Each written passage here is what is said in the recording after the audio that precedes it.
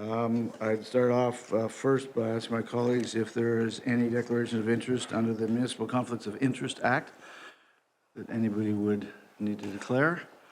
Seeing none, we will take that and move forward. Next, I'd just like to take a moment of silence. I ask you to rise for a minute for a moment of silence in memory of Police Constable Sarah Beckett of the West Shore RCMP Detachment in Langford, BC, who was killed while on duty on the 5th of April of this year. Take a moment of silence.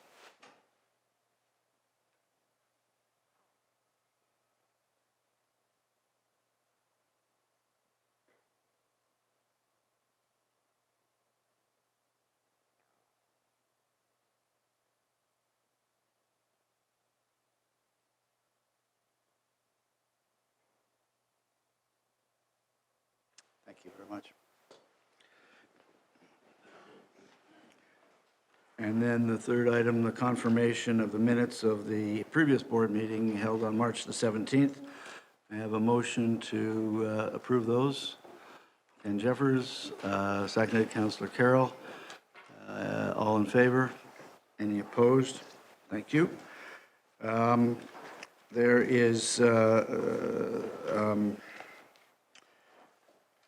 let me see here, we'll go through the agenda, and then there's a presentation and a couple of deputations to be made.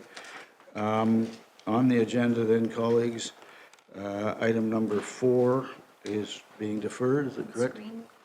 Okay, there's a motion. So based on the request that we will defer this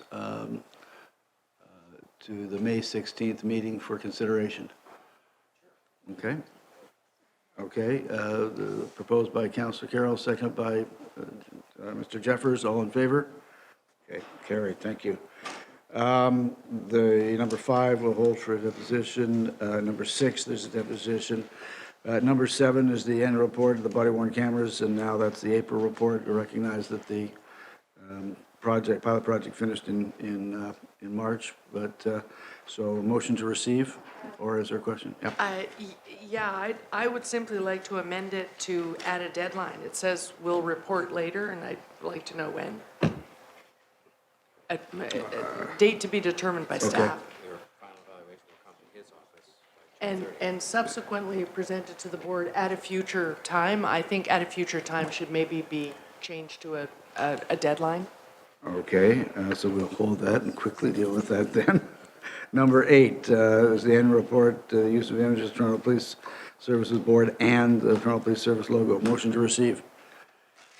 Mayor Tory, Mr. Jeffers, all in favor? Any opposed? Carried unanimously. Item number 9, the annual report 2015 corporate and community donations. Motion to receive. Can I hold that? I Yes, just have you a may. question. Item number 10, the annual report 2015 police cooperative purchasing group. Motion to receive. Councillor Carroll, seconded Mayor Tory. All in favor?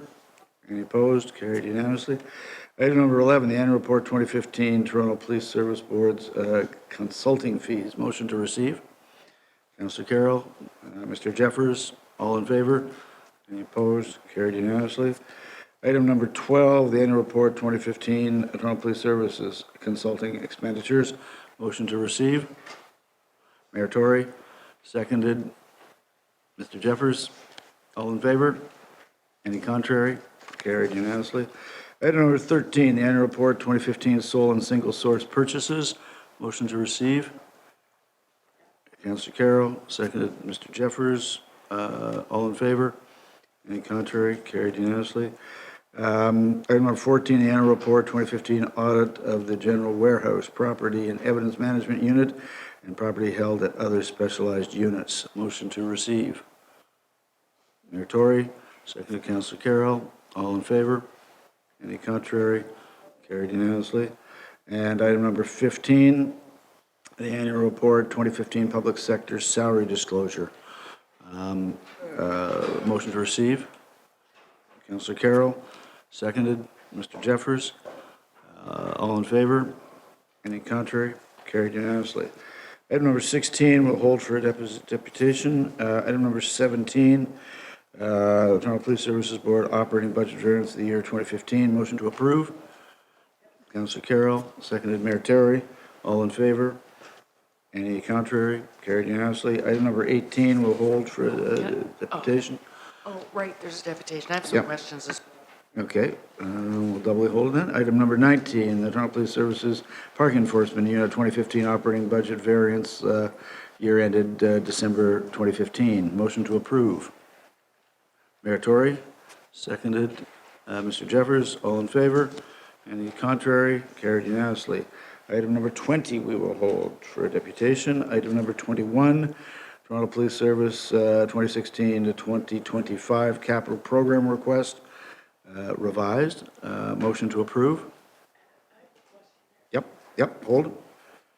Item 22 is held for deputation. Item number 23, Integrated Telecommunication Infrastructure Agreement, Bell Canada. Motion to approve. Ken Jeffers, seconded. Mayor Tory, all in favor? Any contrary? Carried unanimously. Item number 24, a vendor for the Enterprise Business Intelligence Solution. Motion to approve. Mayor Tory, seconded. Mr. Jeffers, all in favor? Any contrary? Carried unanimously. Item number 25, the Employee and Family Assistance Program Services, a one-year extension of the contract. Motion to approve. Mayor Tory, seconded. Mr. Jeffers, all in favor? Any contrary? Carried unanimously. Item number 26, supply and installation of carpeting. Oh, this is a biggie.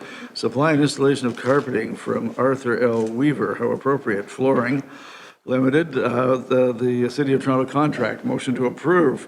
Councillor Carroll, you got to do that. Mr. Jeffers, seconds. Any, all in favor? Any contrary? Carried unanimously. The item number 28, the approval of expenses, the Ontario Association of Police Services Boards 2016 Spring Conference and Annual General Meeting. Motion to... Just have a quick question. No, well, we'll hold it. Okay. We'll appreciate the quickness of the question when we get there, because we'll be Okay. tired. Number 29, the approval of expenses, Canadian Association of Police Governance 2016 Annual Conference in Ottawa. Motion to approve. Councillor Carroll, seconded. Seconded. Mr. Jeffers, all in favor? Any contrary? Carried unanimously. Item number 30, we will hold. Item number 31, we will hold. Item number 32, Special Constable, appointment, University of Toronto St. George Campus. Motion to approve. Councillor Carroll, seconded. Mr. Jeffers, all in favor? Any contrary? Carried unanimously. Item number 33, the application made by the Chief of Police pursuant to subsection 83-17 of the Police Services Act, review of administration process. Motion to approve. Mayor Tory, Councillor Carroll, all in favor? Any contrary? Carried unanimously. Item number 34, request for funds, the Toronto Police Service lesbian, gay, bisexual, and transgender queer mural. Motion to approve. Councillor Carroll, seconded Mayor Tory, all in favor? Any opposed? Carried unanimously. Thank you. Item number 35, request for funds, the Association of Black Law Enforcers, the 24th Annual Scholarship Awards Ball.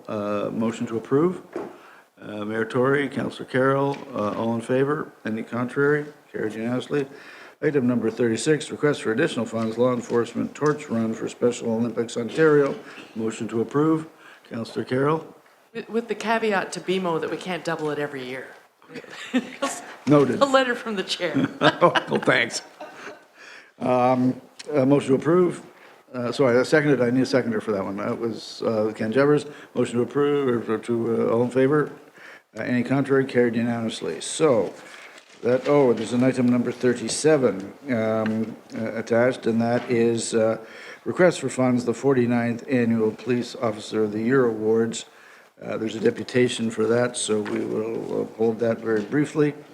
And we will go now to item... Mr. Chair, just one thing.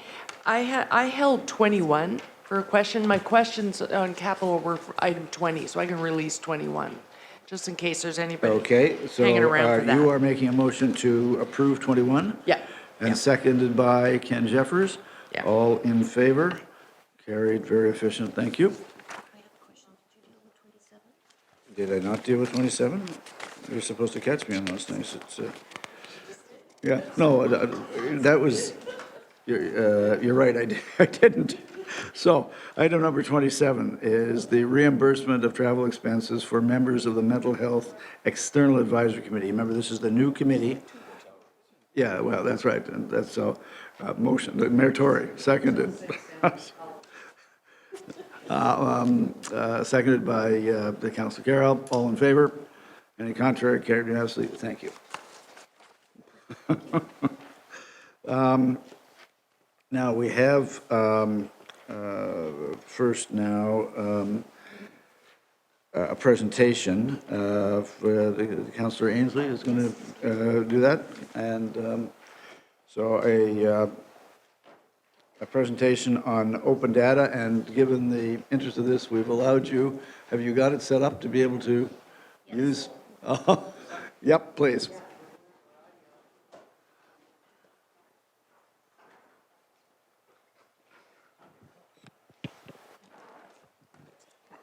Good afternoon, everybody. Whoa, good afternoon, everyone. I think I'm gonna, there, we'll do it that way.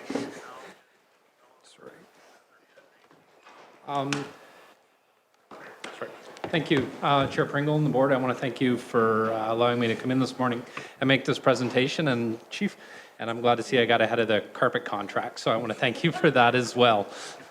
The reason I'm here today is I'm chair of the Government Management Committee at City Hall. I was appointed by Mayor Tory and City Council. We look after a lot of things at government management, mostly the city's assets, leases, clerk's department, fleet. One of the other things we've been entrusted with as well is making government more open and transparent. So there's many different ways to do that. The reason why I'm here to talk to you today is about the concept of open data and making government information and the processes more available to the public.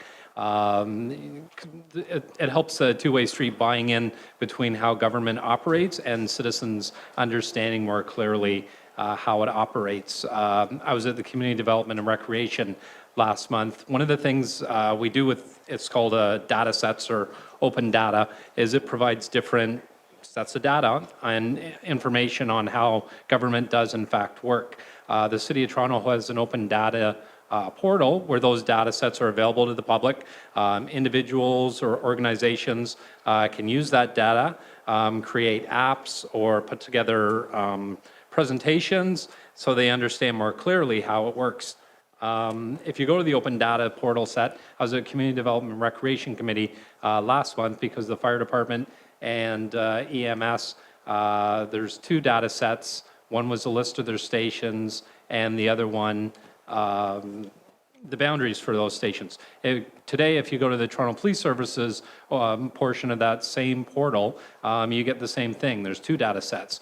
One is a list of your stations, and another one is a list of boundaries. If you go into the United States, for example, President Obama is leading a nationwide policy or police data initiative where he's having different forces put data sets up. Some of them, for example, Chicago or New Orleans are leading that nation. They have over 101 different data sets.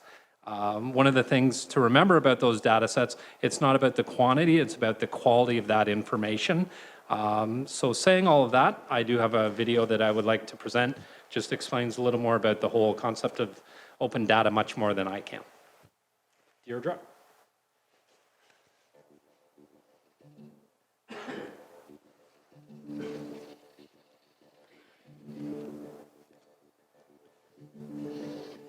The County of Grand Prairie has joined governments across the world who are opening their files and unlocking their hard drives, unleashing the potential of open data. This open information Changing the way people work, make day-to-day decisions, and solve problems. Open data takes information that the government has been collecting for its own use for years and makes it available for anyone to use. The data is uploaded to an online data catalog and is free and accessible 24 hours a day, 7 days a week. As always, sensitive information or information subject to confidentiality.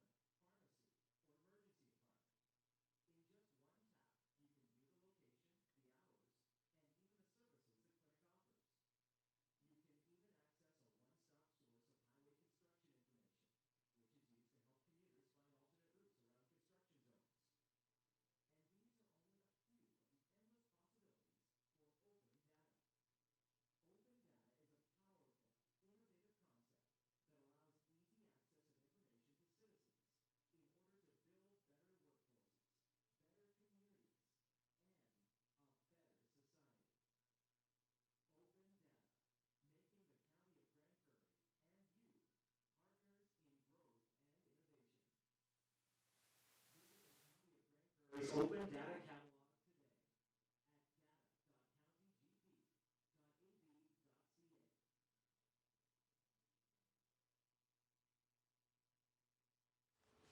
at I should also declare that I haven't received any financial remuneration from the city of Grand Prairie. So that's kind of an overview of open data and what it does. And I also say the same thing when I was at Community Development and Recreation when I came with our Toronto Fire Services and Emergency Medical Services. When you have open data sets, you're not obligated to release any personal data or to the public. It's all, it could be arrests. There's, as I said in Chicago, the police department has 101 data sets about break and enters, different types of arrests. I attend 43 Division Community Police Liaison Committee every month, and they talk about the crime stats for 43 Division, which are amazing. And I want to say, I think we have one of the best divisions in the city as well. But that information is available, hard copy, at the Community Police Liaison Committee. Often I go out into the community and I'll talk about what's happening in 43 Division or 42 Division beside me, and I'll talk about the crime stats, and then people will ask where they are. And I'll say, well, you can go to the Toronto Police Services website and try and find them, or you can go to the monthly Police Liaison Committee meeting, right? But that data, there's nothing there that's personal, that's hidden or shouldn't be hidden. It's information that 9 times out of 10 gives a good news story about what Toronto Police Service is doing in the city of Toronto. And it helps build that relationship between community and policing, which is very important as we move into the 21st century. And I think as we saw in the United States, there was a rash of shootings last year. One of the reasons that President Obama has created a nationwide data initiative is trying to move policing into the 21st century in the States and using open data as part of the process to achieve that.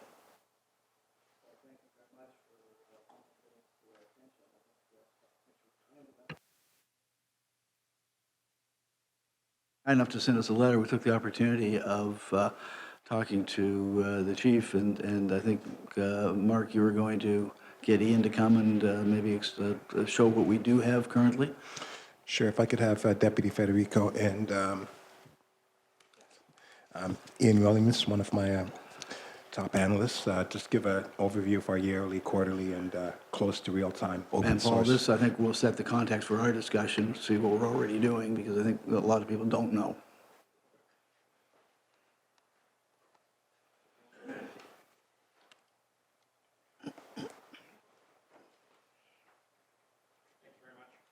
Thank you.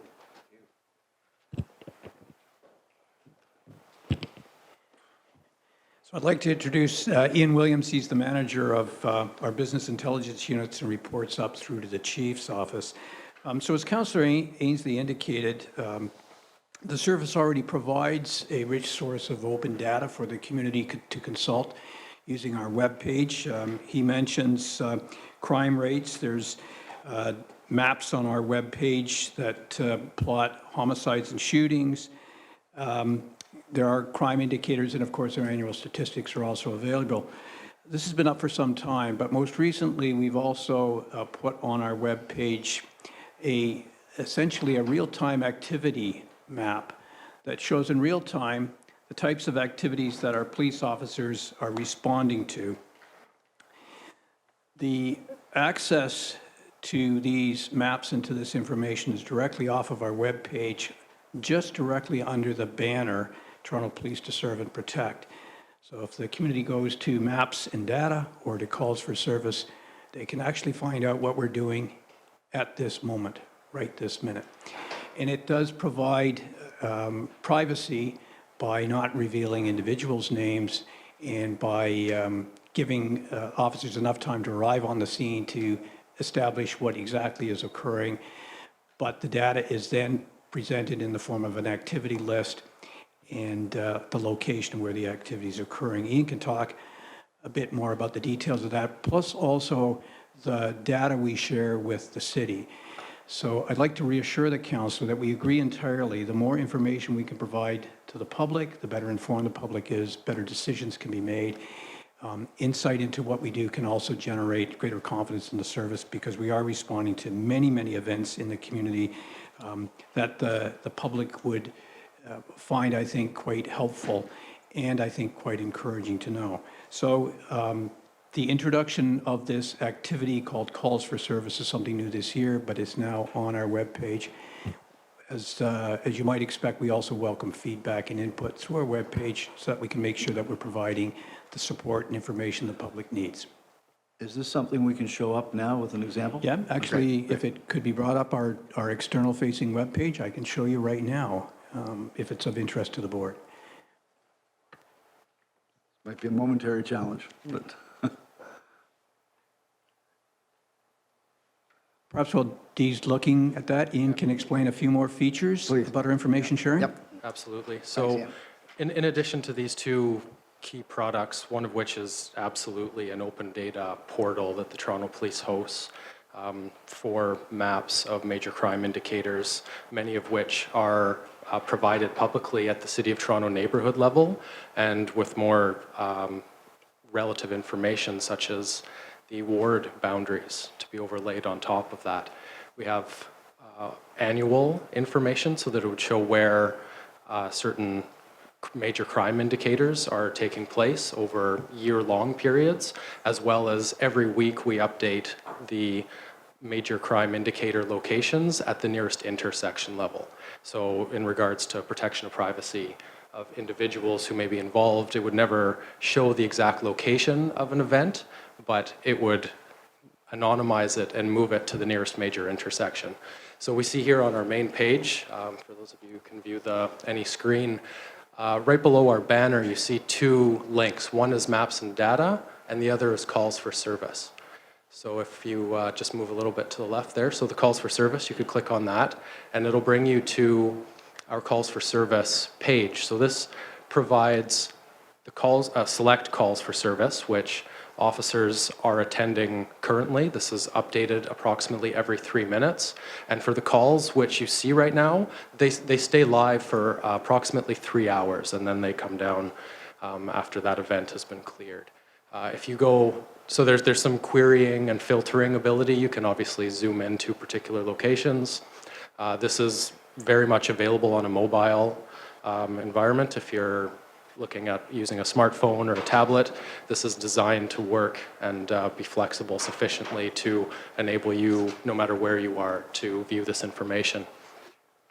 If you go back to the main page, Deirdre, we would see also the maps and data, which is very much in line with the open data concept, where we've provided a series of products designed to inform the public what's happened at the neighborhood level. So top left, we see our major crime indicators. Top right, we see shooting and homicide information. That's both year to date, updated on a weekly basis, showing point locations at the nearest major intersection. Below that, we have annual data sets where at the City of Toronto neighborhood level, as well as with ward boundaries overlaid, we can demonstrate what's happened over the past year in terms of those major crime indicators. And it's demonstrated thematically, so you can see areas which have high numbers or low numbers, conversely. We also contribute to the city as well through a number of products. One of the most public that would be used by people here is a management information dashboard, which we provide quarterly, a lot of our major crime indicators, and we've done this for years. That's a very public, open tool that provides our indicators on an ongoing basis. In addition to that, Wellbeing Toronto, which is another map-based tool with a lot of socioeconomic indicators, we've provided information to support that product as well. And there's a series of indicators under the safety component, which indicates some arrest information or major crime indicator information. I believe there's also some Toronto Fire data that's provided within that section as well. So there's a number of ways in which we contribute to that. So I'd like to thank Councillor Ainsley for giving us an opportunity to share with the board and with the public the advancements we made in information exchange, but also just on a personal note, thank you for your support at 43 and 42 Division. Very close partner. So, thank you. Colleagues, comments? I mean, I think this is something that very much interests me and interests, I think, the public. I think it's great what we have. I wonder how much further we can go. But colleagues, I just throw it open to you for discussion.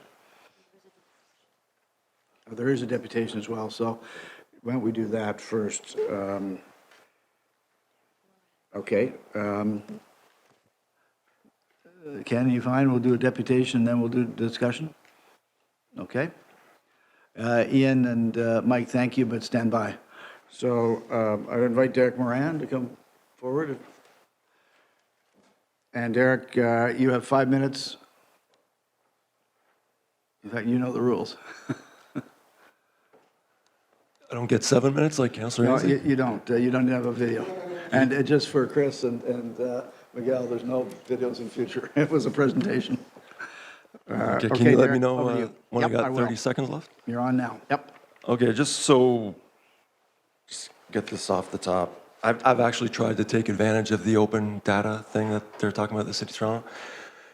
They either can't or won't answer for me the simple question, who is the financial institution that is represented by financial institution number 900 here on a remittance from the City of Toronto. I don't know, Mayor Tory, maybe you can have some pull with that, give me an answer.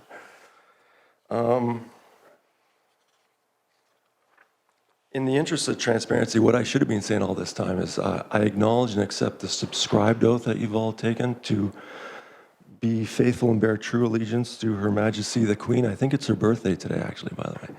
And to do everything according to law and for the faithful performance of the duties of like a trustee of mine does. Out of the interest and transparency, if I asked for a copy of that subscribed oath, I'm sure everyone could probably provide that for me, right?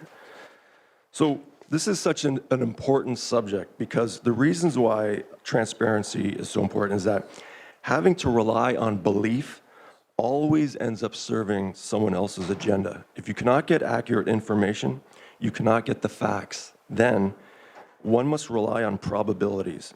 And if you're having to rely on probabilities based on belief, then this just opens one up to manipulation. And this is what the lack of transparency does. So I don't know if anyone's ever seen this, This is the mission statement of the Toronto Police.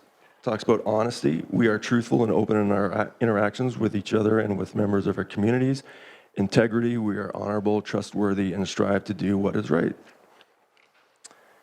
Now, to show that the City of Toronto has can back up what they're talking about, expecting you guys to be transparent, this is their charter. And it clearly states, Toronto's government is dedicated to creating a transparent and accountable government. I'm sure everyone likes the sounds of that. And then they revised their charter. And it still says, they changed the title here, but it still says Toronto's government is dedicated to creating a transparent and accountable government. Well, turns out that the City of Toronto has recently revised their charter again.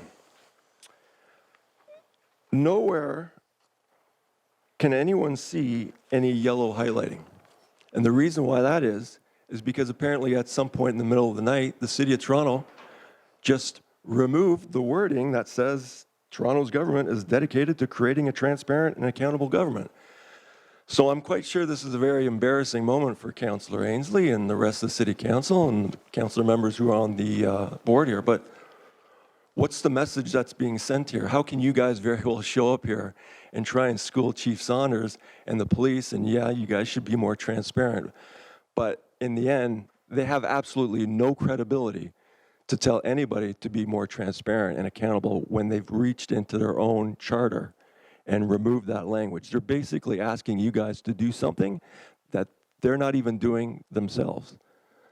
I mean, it's the hubris that they took to show up here and to even say something like this and present this presentation. It's embarrassing, quite frankly. And it's even more embarrassing because, as I mentioned last month, almost half the members of this board are made up of people from the City of Toronto. Like, I don't know, can Yuli Watkis pull up the minutes of when you guys discussed this and, hey, let's remove the part of the charter that says we're supposed to be accountable and transparent. That just goes to show you how shady, if not, I don't know, like covetous, surreptitious, latent the City of Toronto is. You have 1 minute left to sum up. Well, okay, well, the point is transparency, right?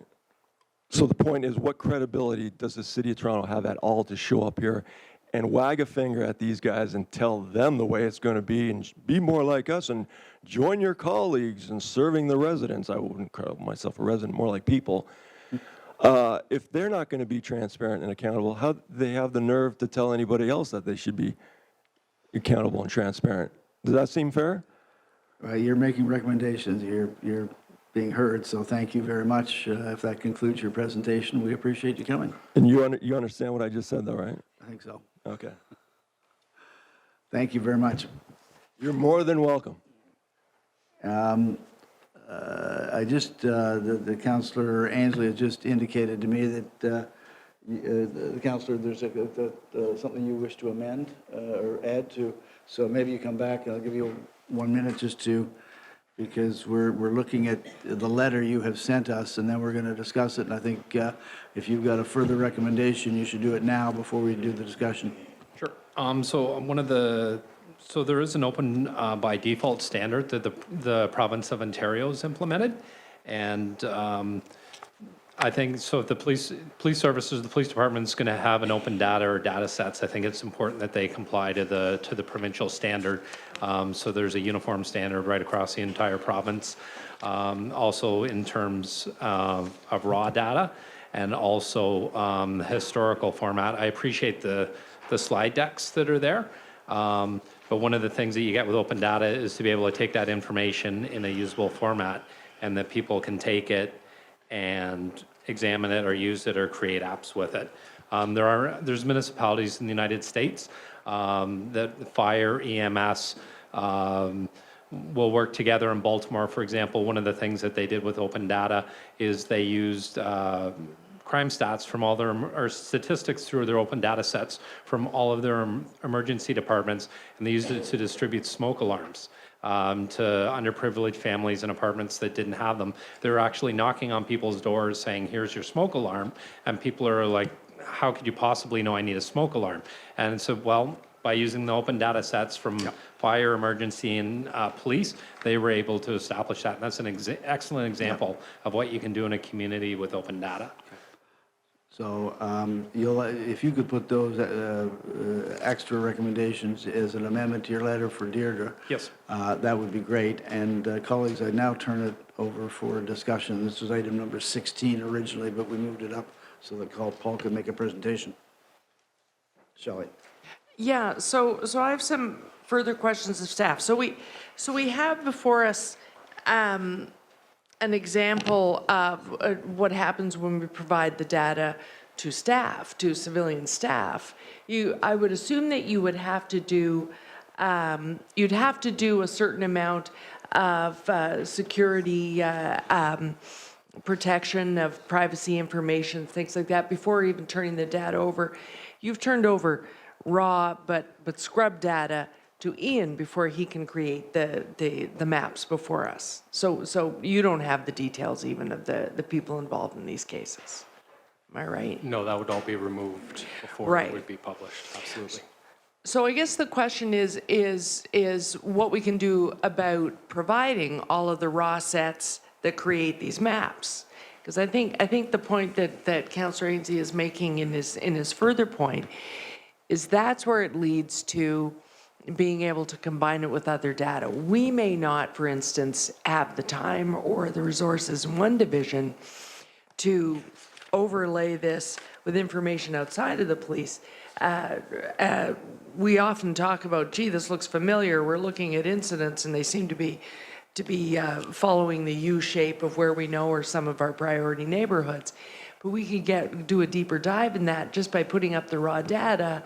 The city may choose to put it together with whatever data they have from caseloads, all the things to do with public health or determinants of health that we know in community and social development. But likewise, outside agencies might want to do it. Like an agency applying to a non-government organization, applying for a grant to have an impact on one of those neighborhoods, might use our raw data set and another one from the city if we were providing the raw data and even providing it to be right on the city's website. Because someone from another city would just punch in Toronto and hope to see it all. Is that possible? Or are there any impediments to that in policing? So I guess the answer to that is, in part, yes. We provide information that's geocoded, for example, or it's coded by time. So that's provided on our web page. That's downloadable.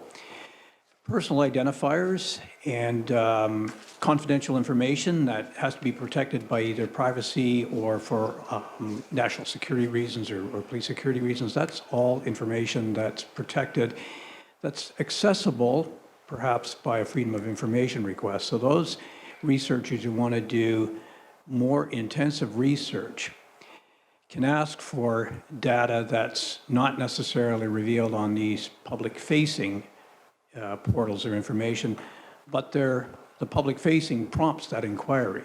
So this system, in fact, does allow for deeper research, again, governed by whatever privacy or confidentiality restrictions might apply.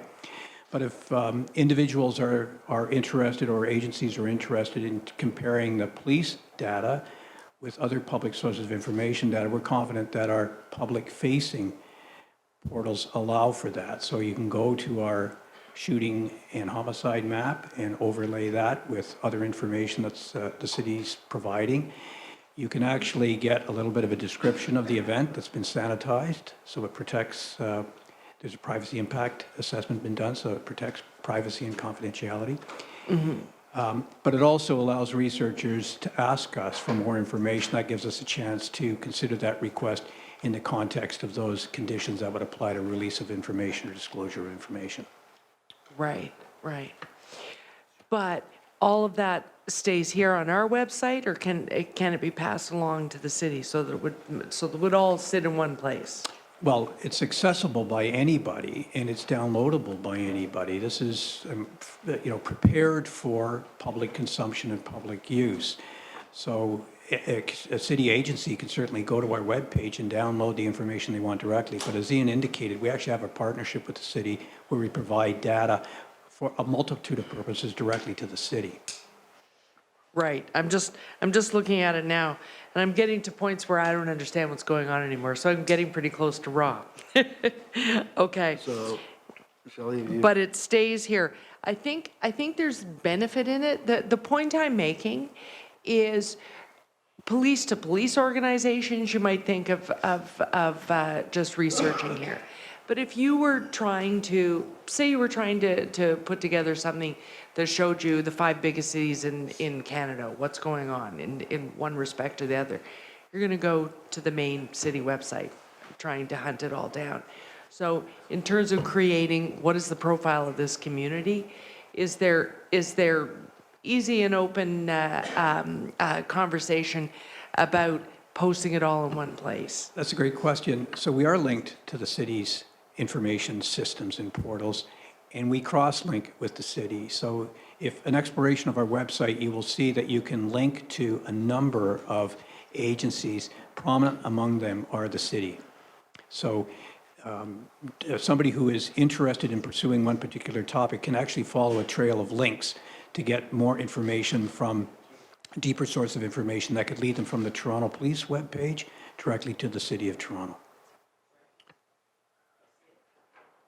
Mayor Tory, you were next, and then Mr. Jeffers. I just had one question, which was, I heard you talking about all the things that are there, the maps and whatnot, and we've had a little bit of probing into the business of the sort of the material that lies behind the maps, to the extent that's releasable or subject to being made available. How robust is what's on there, which I think I heard you sort of saying was fairly fulsome offering? How robust is it compared to other cities we've referred to? Chicago was mentioned, 101 data sets. New Orleans was mentioned. Because I have the sense, and I think it's maybe why Councillor Ainsley's here, and he was very polite, that what's there is there, but it's not that robust. And in an environment where we want more transparency for the sake of transparency, but also for all the other reasons enumerated, I think we can do better. And I just wondered if you could tell me, quite objectively, how robust what we have is compared to other police services you'd be familiar with in Canada or elsewhere. So I'll answer it in this way. It's as robust and comprehensive as we can make it, given the circumstances and conditions that exist for Canadian release of information. So we're governed, of course, by doing a privacy impact assessment. So the type of information we release, we believe, is entirely consistent with privacy and confidentiality rules, but also as informative as we can make it. So we believe that we are at least on the leading edge, if not the leader. On the other hand, though, this is an organic process. It's always open to development. And as we get more information about how we can provide information to the community, we'll respond to that.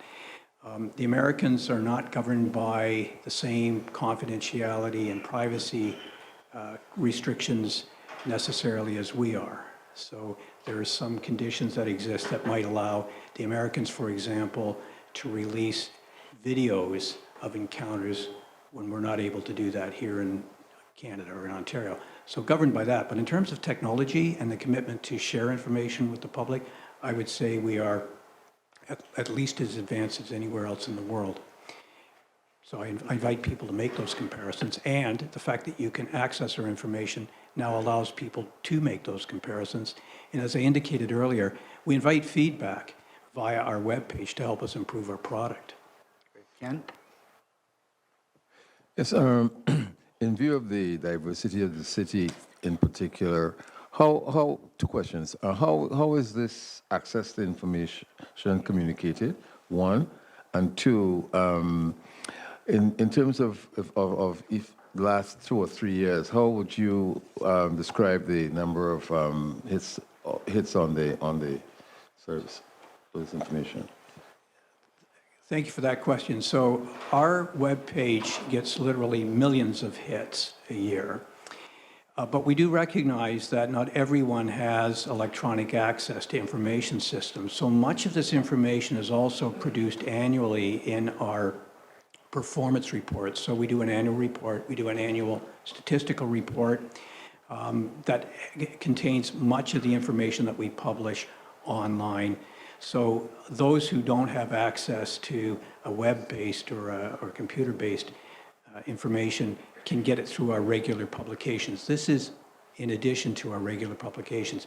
And of course, the board knows very well that monthly we report out to the board on a number of our activities, and annually we have a series of annual reports we provide to the board on how we're doing as a service in providing community safety and well-being. Yeah, but you know, in terms of the promotion of access to this information, and what is the major way of informing communities that are particularly not maybe not be aware because of you know. So you heard actually Councillor Ainsley acknowledge the community police liaison committees in every division. They meet once a month. These are robust information systems for community members to learn about their police service and learn about this data. And they do it in person by attending the meetings.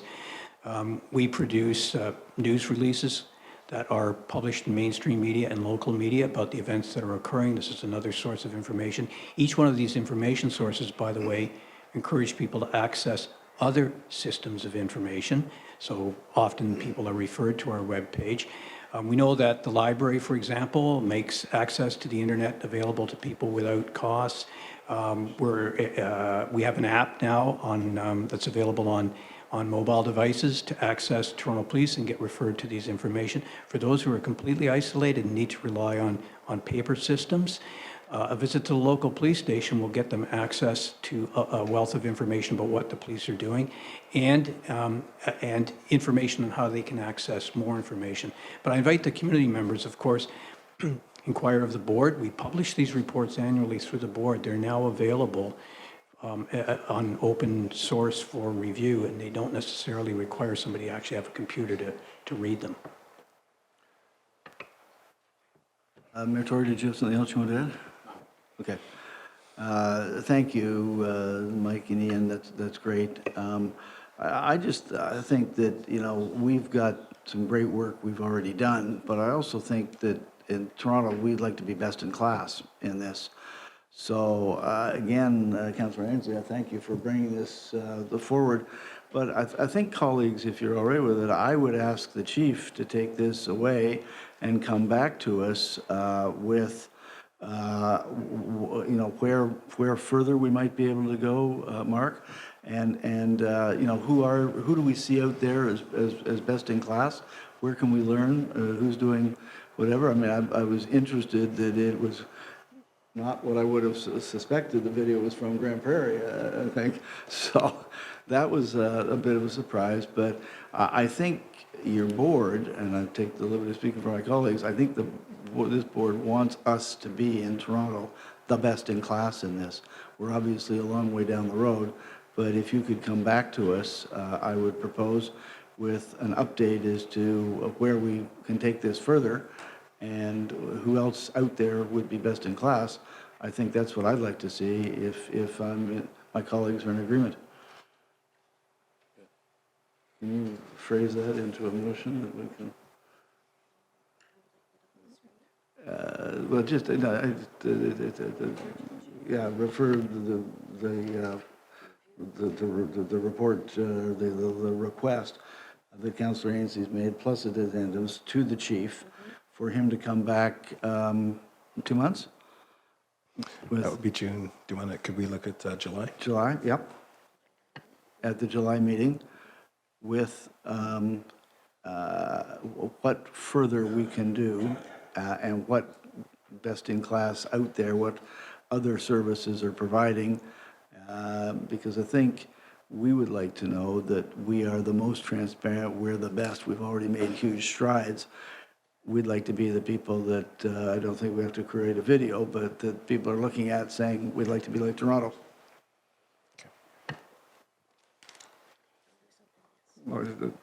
Okay, that's the motion I'm putting forward. May I have a seconder, Mayor Tory? All in favor? Okay, carried. Thank you. Thanks very much. Appreciate it.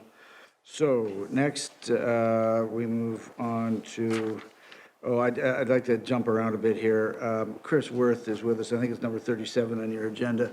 Chris Worth is here from the Board of Trade, and because of time constraints, Chris, we jump to you, and thank you for joining us. Thank you, Chair Pringle, members of the board. Nice to see everybody. Thank you very much for your time this afternoon. This will be a quick deputation, I promise. This is a pretty simple one. I am here every year. This is the 49th Annual Toronto Police Officer of the Year Awards. This is my 17th year participating or being actively, involved in this initiative. This is a request for funds for a sponsorship for $4,000 for the annual event. The event this year is taking place May 31st. It is a luncheon. We're switching things up a little bit, trying to get more engagement from the business community to come out to this lunch. This is it's an unbelievable event. It celebrates all that is good in policing, and there is a lot of good in policing. So I'm hoping that the board would see fit to approve the request for sponsorship of the event. And I would also encourage and ask all of you to attend the event on May 31st at the downtown center of the Toronto Board of Trade. Thank you very much. Appreciate. And any questions that anybody has of Chris? I think the obvious one to me is that it's on a lunch now as opposed to a dinner. I think that is more appropriate, but I personally think that, it's the men and women of the service do a fabulous job year in, year out in difficult circumstances. We also have a number of challenges, but if we expect, as we do expect, our police service to be the best in the world, and it's very important that we also recognize and identify these things. So, first of all, thank you for your 17 years of doing it, and thank the Board of Trade, and thank you for coming today and putting that forward. If there's no questions of Chris, Shelley? Well, just one question. Shoot. If he wants me to come to the luncheon, can he change the date? No, I can't. I'm sorry. No, all right. I'm kidding. It's on the same day as the TTC, so I won't be That's the there. TTC. But it doesn't mean that. Well, they like this board. I don't know why I keep being on these boards that have working lunches. They often have working lunch. But despite the fact that I can't come for a free lunch, I'm still anxious to support the event. Thank you. I appreciate that. Thank you very much. That sounds like a donation to me. That sounds like totally like a donation. Thanks, Charlie. How many zeros would that be? No, I'm kidding. So with that, may I have a motion to, this is item number 37 on your list, I believe, which is the add-on, and it's a request for the $4,000 contribution. May I have a motion to, Councilor Carroll, seconded. Mr. Jeffers, all in favor? Thank you very much. Chris, thank you. Appreciate it. Thank you again for coming. That takes us to item number 5, which is disclosure of the disciplinary records, and there is a deposition from Mr. Langenfeld without video. Oh, and there's also a written submission from the Toronto Police Accountability Coalition, Mr. Sewell, which is in your packages, ladies and gentlemen. So, Chris, over to you. And you know the rules, 5 minutes. Yes. Thank you, Mr. Chair. And I've had an opportunity now to read the Toronto Police Accountabilities Coalition, and I agree with their submissions as well. I'd like to just point out 2 points with regards to item 5. One is the fact that when you look at the instructions that the service gives the officers in what they're required to fill out, they're required to provide information of finding of guilt of misconduct after a formal hearing under the Police Services Act, and then in relation to the same incident that the matter of charges against an accused, they're required to provide if there's been a complaint disposition without a hearing, which is, as you know, the one of the other alternatives under the Police Services Act, that there can be a disposition of a complaint without a formal hearing as opposed to with a formal hearing.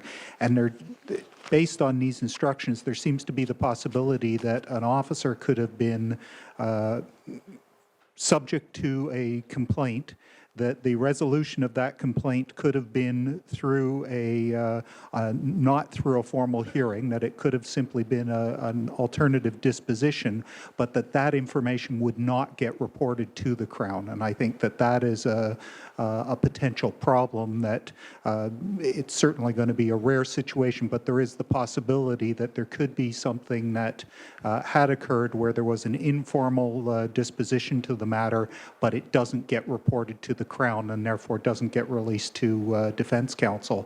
And in reading the court's decision in McNeil, that really is the whole basis of their decision. Is the point is that the defense, the accused, is supposed to be aware of any potentially exculpatory evidence or information about the officers. And so I would suggest that there should be a change in those instructions, that it should include, if there was a disposition without a hearing, that should still be disclosed, even if it isn't necessarily related to the same incident as the person is accused of. And I noticed that a lot of the court's recommendations are based on the Ferguson report that the former chief had prepared for the Toronto Police Service, and that it simply isn't covered at all in the recommendations of the Ferguson report. That's the question of complaint disposition without a formal hearing simply wasn't touched upon. So I would say that that's an oversight. The other issue with regards to disciplinary records in this disclosure scheme, where officers fill out the forms themselves and provide them to the Crown, I would say what's missing is some kind of audit of that. And I would suggest that the board should be directing the Services Audit Committee to occasionally do an audit of that. Barring I certainly agree with TPAC's recommendations that we should maybe consider just going with the same kind of setup that Peel and Ottawa and others have, where it is a third party preparing those reports, that if it's going to continue to be a situation where it's the officers preparing that report, that there should be then a random audit of those reports that are being prepared, that at least some of those should be checked, so that we have some sense of how often is it that officers are missing information, that it's not being provided, so that the board can have some basis to decide whether or not the current program has to be changed. So, thank you. Thank you. Any questions for Chris? Okay. Chris, thank you very much. Colleagues? Yeah, I have some questions. I had to read this report over a couple of times because I thought it was missing something, and staff provided me with the original deputation. The original deputation from Mr. Sewell is specifically not taking issue with all of the things Mr. Langenfeld mentioned, but specifically the fact that it's up to the officer himself to fill it out. And as far as I can figure from the procedure, unless the Crown decides to take issue with the report, the officer who is the subject of the disciplinary action, whether decided or not, and then it says there are exemptions, so I'm not sure what that means. I'll go back to that. But the officer fills out his own report on his own disciplinary action, and in a sealed envelope delivers it to the Crown. So there's no check and balance to the report. Is that the way I'm reading it? When you say check and balance, is that, are you asking about the accountability, whether or not we... Yeah, does someone sign off on it before he delivers it to the Crown, or she? Or do they fill it out, retell the findings against they themselves, and then deliver that to the Crown? Is that what I'm reading? Of acting Deputy Stubbings come up.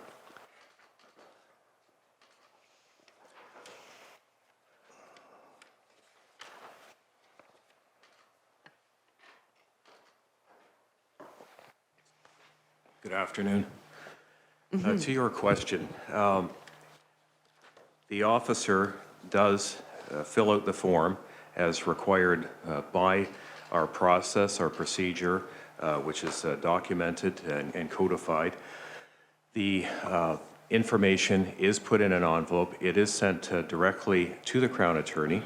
The Crown Attorney has the opportunity and does review the information as laid out in the procedure. The service is, and the officer is in compliance with the McNeil requirements, which are all laid out.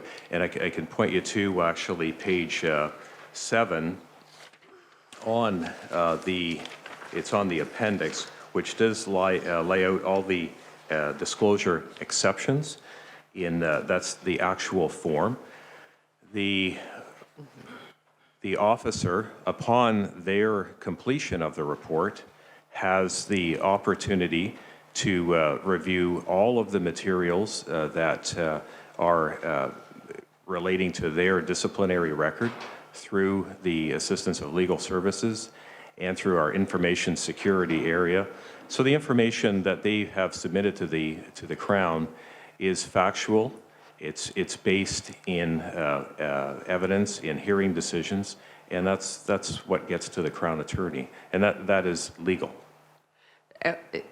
And how do we know it's factual? Who looks at it to make sure it's factual before it's sent? It's a self-disclosure process that the officer verifies the information through our, can you hear me? Through the disciplinary databases that we have, that they are assisted with professional standards.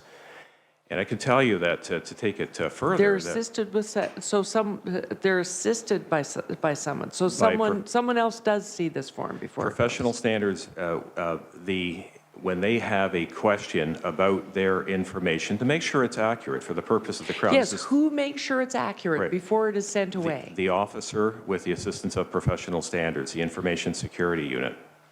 So they look at the form. They give the officer the information that is that they put on the form. They verify that information is accurate. So what you're saying, no, they give him the information, then he or she writes it down, and no one looks at it to see if they wrote it down accurately. They put it in the system and submit it to the Crown as Should is someone procedural. look, Mr. Langfeld makes the point about audit. Right. Should someone look at, to make sure that it's verified? I could tell you that in the process, I mean, both the other services that we've reviewed, Ottawa Police Service, Peel Police Service, and OPP, have got a system in place that they have people in place that actually do that. This is a process, though, that is efficient in that if you reference the letter that is submitted by the Toronto Accountability Coalition, that newspaper article that is referenced is actually not correct. There was no finding of any misconduct by that police officer in that particular case. We meet quarterly with the Crown Attorneys from 720 Bay Street, and McNeil is regularly brought up at those meetings by the staff superintendent and director level with the assistance of legal services. We've had no complaints whatsoever from our Crown Attorneys that we work with each and every day. Nor have we had any other issues of alleged misconduct. So I would say our process is it's a self-reporting process that has the availability and has of resources to verify the information to ensure that it's accurate for the Crown.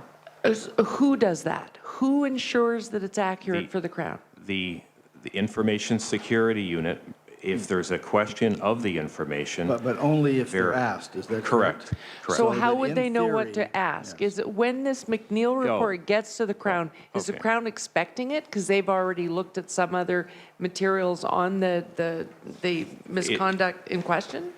No, the officer has to. It's as a matter of course to report a misconduct to be compliant with McNeil. It's right in the list. It's right in the Crown disclosure package. So an officer has to, as part of their witness requirement, has to go through a checklist. And they have an opportunity to remind themselves as they go through, is there anything in here that pertains to my disciplinary record or any ongoing matter that I, as a requirement of the law, have to inform the Crown Attorney about? So maybe I could try a different, how long does it take to fill out a McNeil report? Depending on the officer, it could take as little as 0 seconds to verifying the information through information security. It could take perhaps a couple of hours at the most. So, it seems to me that it mentions, I think it's Peel, has, instead of the officer filling it out themselves, they have a unit of 2 people who fill it Right. out for him. Right. So if they only have to do 45 a year, I guess if it takes a couple hours to do one of these, that's not onerous. But neither, it seems to me, would it be onerous to have a unit of a couple of officers fill them out for the 133 events that happen in this, No, it's not in per this year. service. It's not, it's per day. Per Yeah, it's day. per day.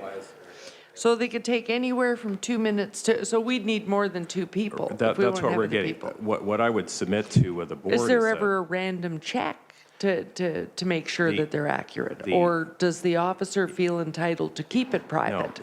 the checks that are done would be, if there was a complaint that came in from the Crown Attorney's office, and I would emphasize there has not been any complaints regarding. How would they know what to complain about? How would they know Well, if they were looking at it would be clear. inaccuracies? It's the requirement and the responsibility of the Crown to review the information contained in the Crown disclosure envelope. So they would go through that information. If it came through to the Crown that something was awry, or they got information, particularly from defense, that something through disclosure was not fulsome, they would then make it known, of course, to the police service or professional standards. And that simply has not happened. And unless the Crown asks a question, no one can look at this, or we just have a system that says we don't because it's just not our system? No, as we said at the conclusion of the report, the other, we're not complaining about the other 3 systems in place. We think that the system that we have is reliable, it's documented, it's something that is user-friendly, and it's efficient for the use of our personnel, because as you pointed out, with 133 arrests per day, that would be actually quite time-consuming, and we've had no complaints. And this has been going on for a few years now. That's really where I wanted to go, because I look at what you've written to us here, and you repeat at the end, I think twice or maybe 3 times for good measure, this is an economical, efficient system. And is it true then that you've had, subject to I guess what's written about here in Mr. Sewell's letter, you've had no complaints about this? No from the Crown? complaints. Even without getting into the specifics of that particular case, it's simply, it's I would say, a red herring. Okay, and is it also, aside from complaints, have there been any other incidents where it has turned out, forgetting that anybody did or did not complain, that the information disclosed was inaccurate and therefore, would have, say, for example, could potentially, ruin a case, a prosecution, because it would challenge the credibility of the officer and his evidence or her evidence? Has there been any cases of that? No, there has not. There has not been any. I'll tell you the only reason. I'm satisfied if that's true, and it's been going on for how long? Did you say a couple of years now, or Several years now. Ordinarily, I would have said this notion would be like if you had criminal background checks being done downstairs and the person themselves got to come into the counter and say, how's my record look? And they said, it's fine. And you went back, and that person goes back themselves and says, well, they told me it was fine. Because that's what we have going on here. Right. Somebody self-fills out a report, and they're saying it's true, and it's their own credibility. It's sort of the honor system. And you'd ordinarily prefer that somebody get as we do downstairs, that somebody gets a certification. Right. That we're saying it's true, but I also hear you saying there are no complaints. No complaints. And so this looks like maybe a problem a solution in search of a problem. We're actually, we feel our process is very efficient for our needs. And as I mentioned, we meet quarterly with the head Crown attorneys from MAG.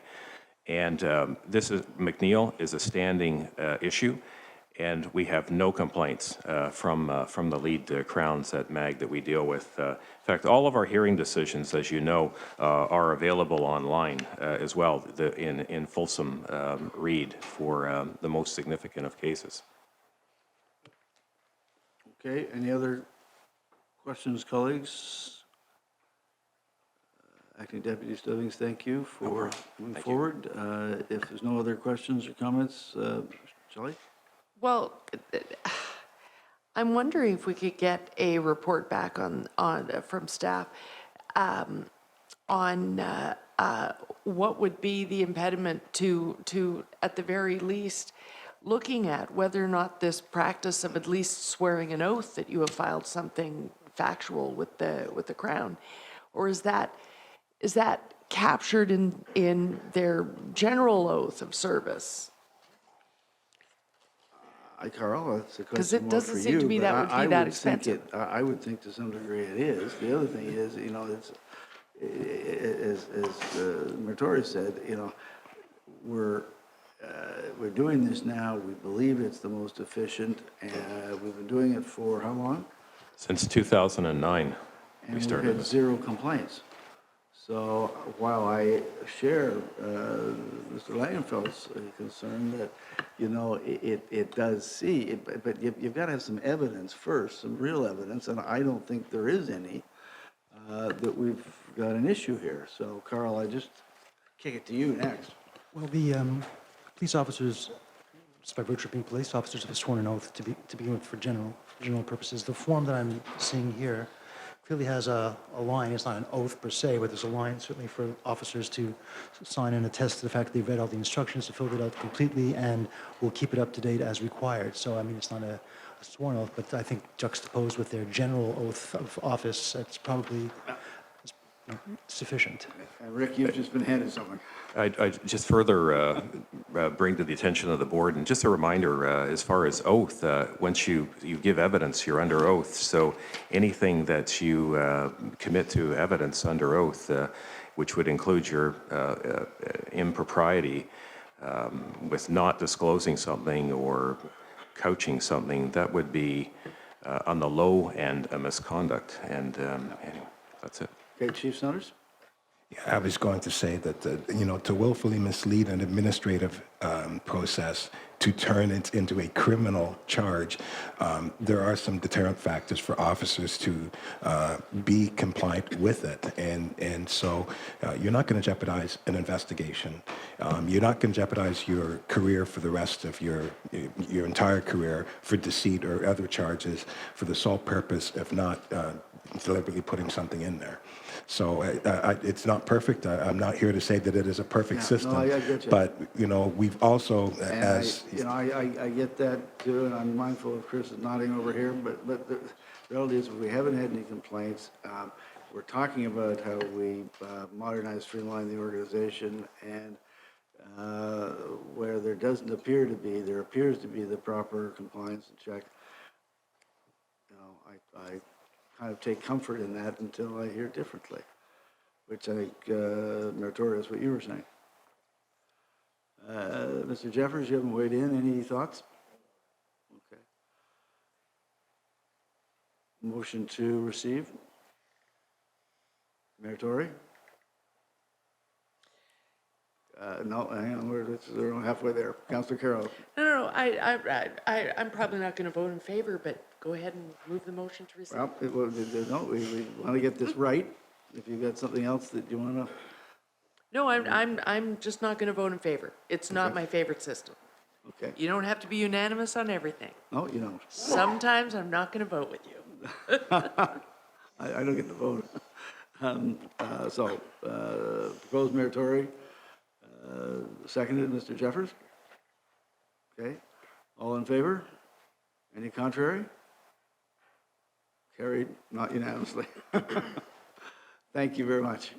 And I guess with that, Chief Saunders, I think there's an inherent question just to make sure that you at your level have looked at it and make sure there's no more tweaking that's needed. Thanks for the deposition. So that takes us to item number 6, which again is Mr. Langenfeld.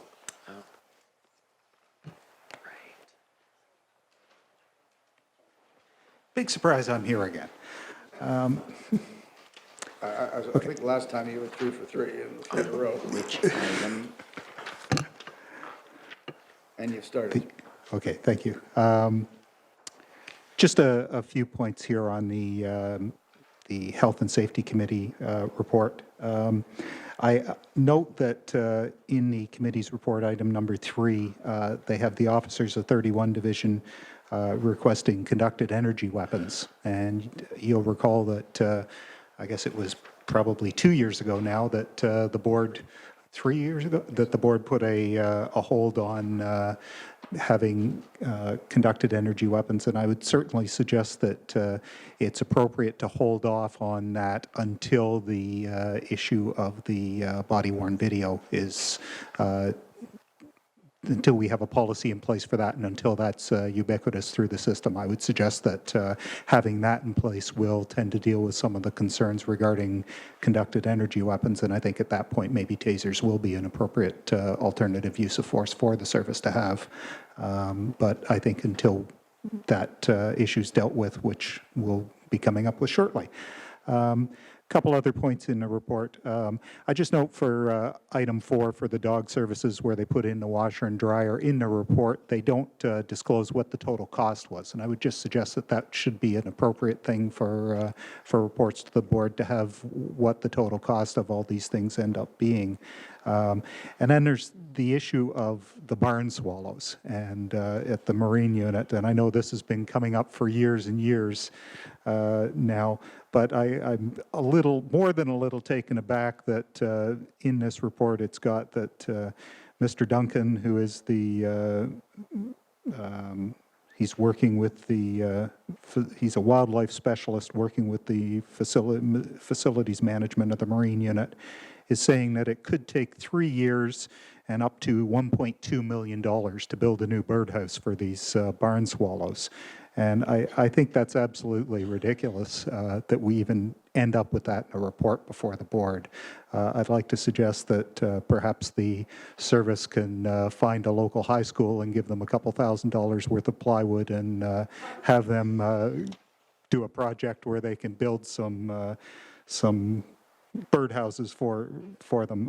I'm sure people can argue that, oh, we need this elaborate setup, but these are birds that obviously barn swallows, they're named that because once upon a time they were in barns all the time. Any kind of dwelling should be sufficient to take care of them, and I think we can certainly do better than a $1.2 million new project to come up with.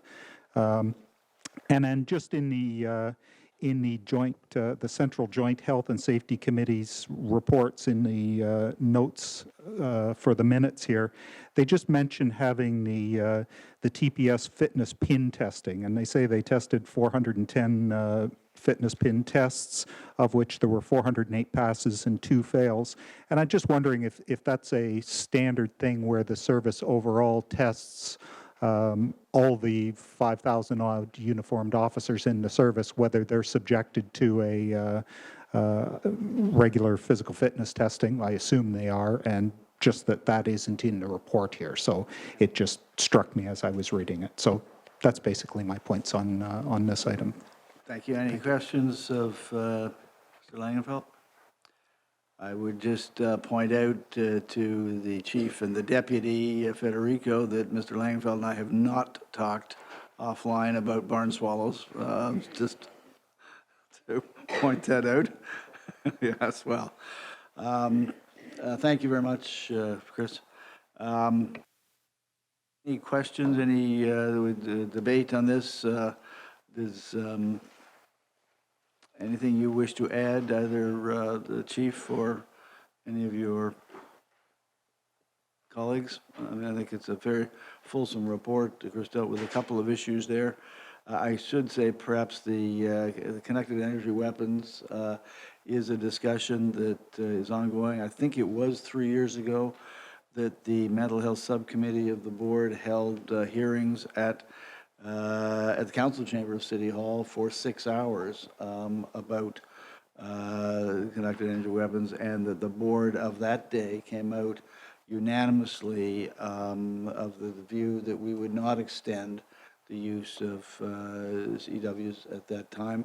Having said that, there are a couple of questions out in the media recently about it, and by the Police Association, and I think it time appropriate that the board review that. So that is a discussion that we've had, but I think your comment about waiting for the body-worn camera decision is also very relevant, so thank you. Any other questions, colleagues, that you have or comments?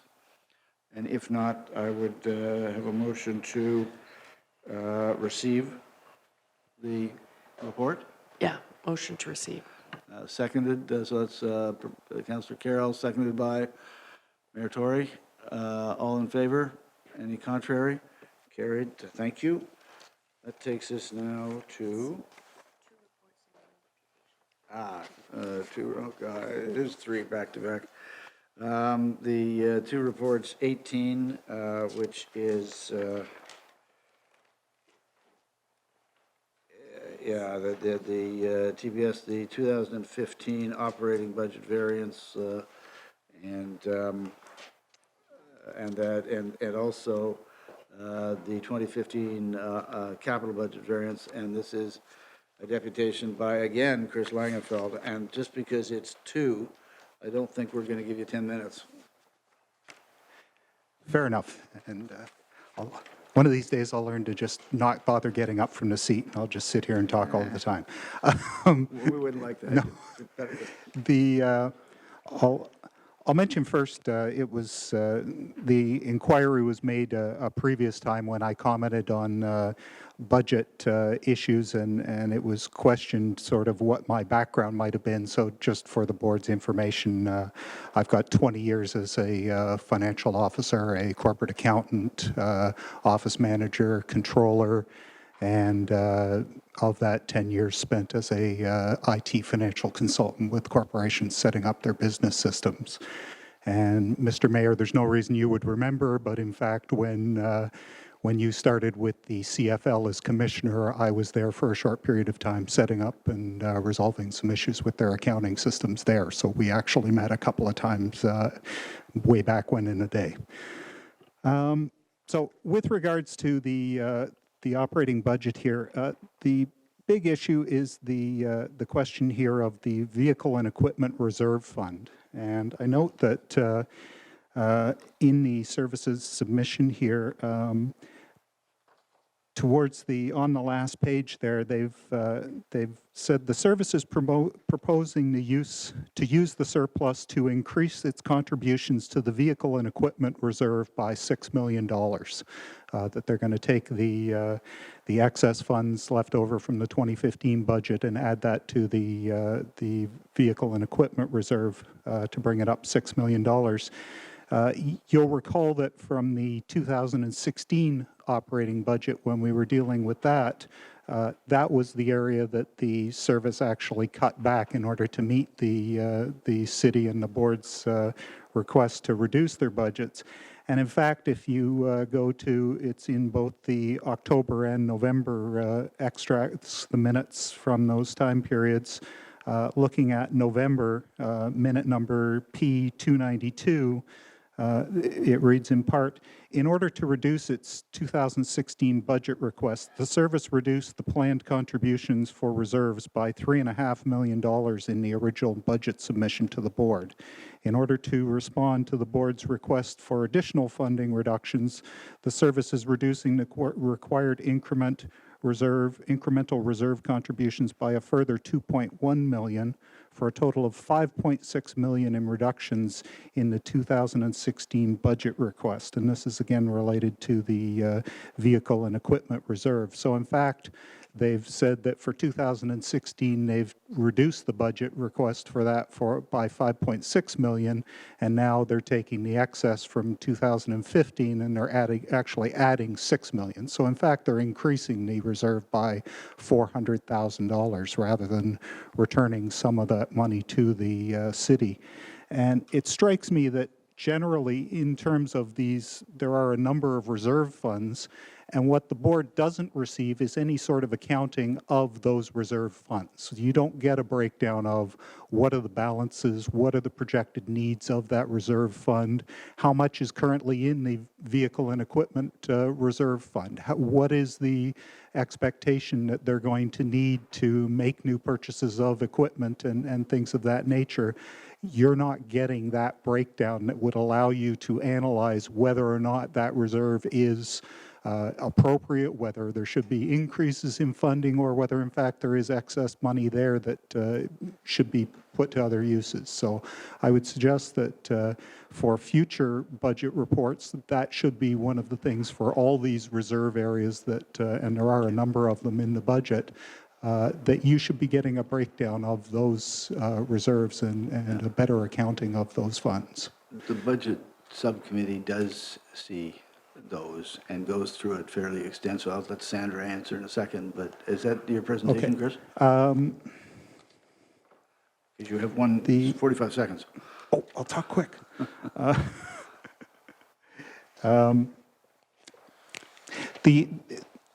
I will commend the board, the service on returning there's $126,000 from the State of Good Repair Fund that they're actually returning to the city coffers. But there are the other projects here, for example, the time management resource system in the capital budget that they're basically, they've got $4 million over the next 3 years, and then they've got that $4 million again in 2022 to 2024, that they're then putting another $4 million basically in 8 years that they're going to redo that system again. Meanwhile, KPMG, their response to you was that they thought there should be a hold on a lot of these expenditures until a more consolidated plan of moving forward was arrived at for the overall service. And so it just seems that some of these things maybe are getting pushed through, and there is a lot of financing being put out there where, on the other hand, you're talking about having some review of what you're going to be doing and what the future plan for the service is in all these areas. So there seems to be a disconnect there. Thank you. Thank you. Sandra, do you want to take first crack at that? Yeah, so certainly in terms of the details that are provided to the board as far as capital is concerned, as the chair is correct, we do provide details of draws based on the various expenditure categories that are coming out of the Vehicle and Equipment Reserve, both as part of the presentation to the Budget Subcommittee, as well as in our actual budget submission. For example, in the 2016 to 2025 program, they are part of the actual budget submission. That budget submission and those details do go to Budget Committee and City Council as well. So that information is provided. If I may also address the TRIMS, the timekeeping upgrade, we actually do a technical upgrade as well as a functional upgrade that's required in order to maintain vendor support of our various systems, and that's why we've got those cash flows in there every 4 years. We have a very complicated timekeeping system because we have a very comprehensive and complicated collective agreement, and that's why it requires those amount of resources. Having said that, we do review that budget on a regular basis as part of on an annual basis as part of the actual submission of the following year's program. We are tied to a 10-year program as far as the city's rules are concerned, so that's why when you see that information, you're actually seeing the next 4 years out as opposed to just on an annual basis.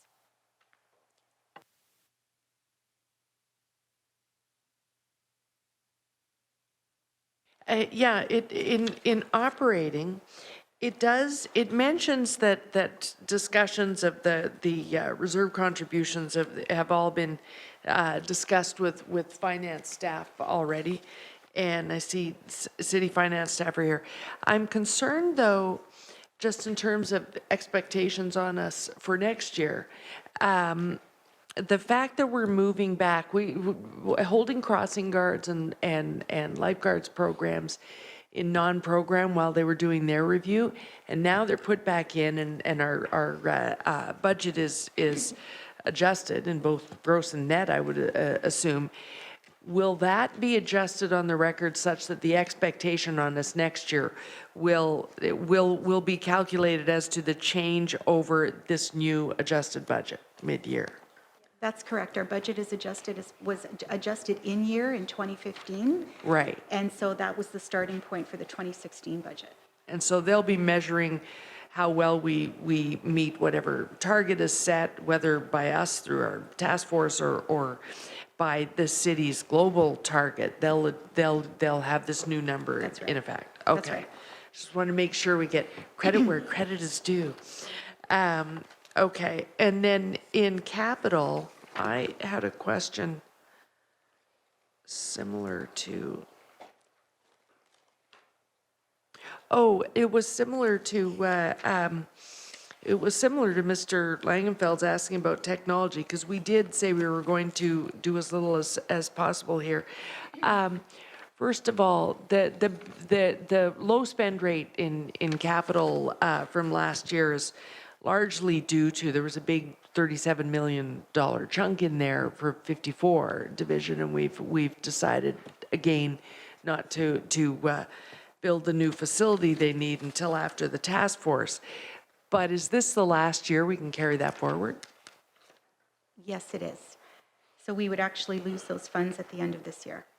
So is there any discussion with the city to make sure that they try and leave some, anticipate to some extent that we're eventually going to come back and whatever is the new strategy, we're going to need to access some debt? Yes, as soon as we receive the recommendations from the task force, we will obviously need to completely rework the capital program, and then there will be discussions with the city at that point.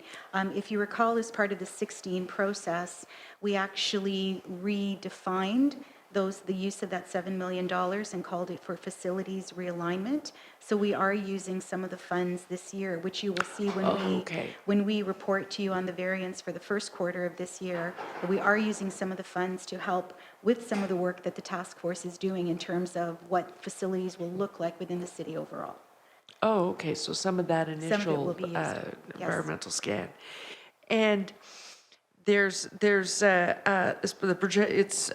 on page 8. I don't know about DVAMs, digital video asset management, but there's a life cycle program. We're investing in something. Is this something that we may need to review, because we're going to eventually have way more needs in this area based on body-worn cameras? We don't have a storage and an asset management program for that if the pilot is successful. Is this investment going to be something we wish we'd waited? My apologies, I don't have the details on that and in terms of what the impact of the body-worn cameras pilot, as well as any other transformation task force recommendations, but I can certainly bring that information back to the board. Yeah, it's something that we'll want to hear early about in budget committee. Before we spend any money on technology, we're also looking at, is this something we may want to change the tender if we know we have slightly different needs? Yeah. Okay, those are my questions. I don't have any changes to make to the disposition. I'm great with adding to reserves.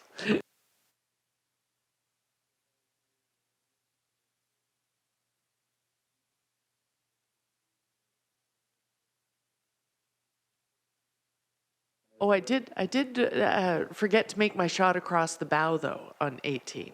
Great to put these in. But I think Mr. Langenfeld's deputation points out why we really should do a full budget binder, because then he would know that we looked at the reserves in our budget subcommittee.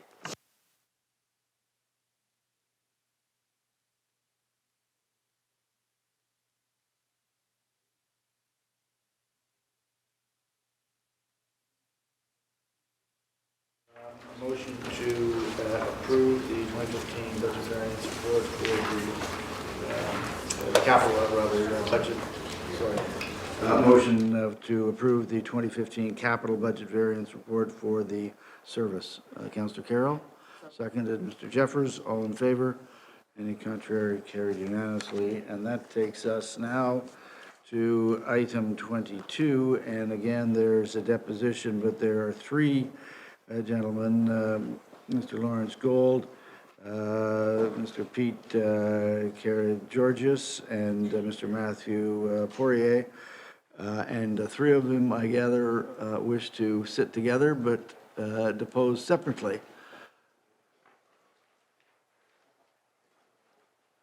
So this is three separate depositions?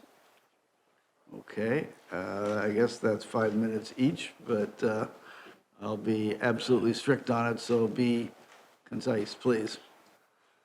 And who is starting? You might just introduce yourself, if you'd be kind enough. Hello, I'm Matthew Poirier from the Canadian Finance and Leasing Association. And I'm Pete Georgius with the Insurance Bureau of Canada. Lawrence Gold. Shoot, you got 5 minutes, I'll warn you when you get a minute to go. Well, good afternoon, everyone. My name is Matthew Poirier, and I'm the Director of Policy at the Canadian Finance and Leasing Association.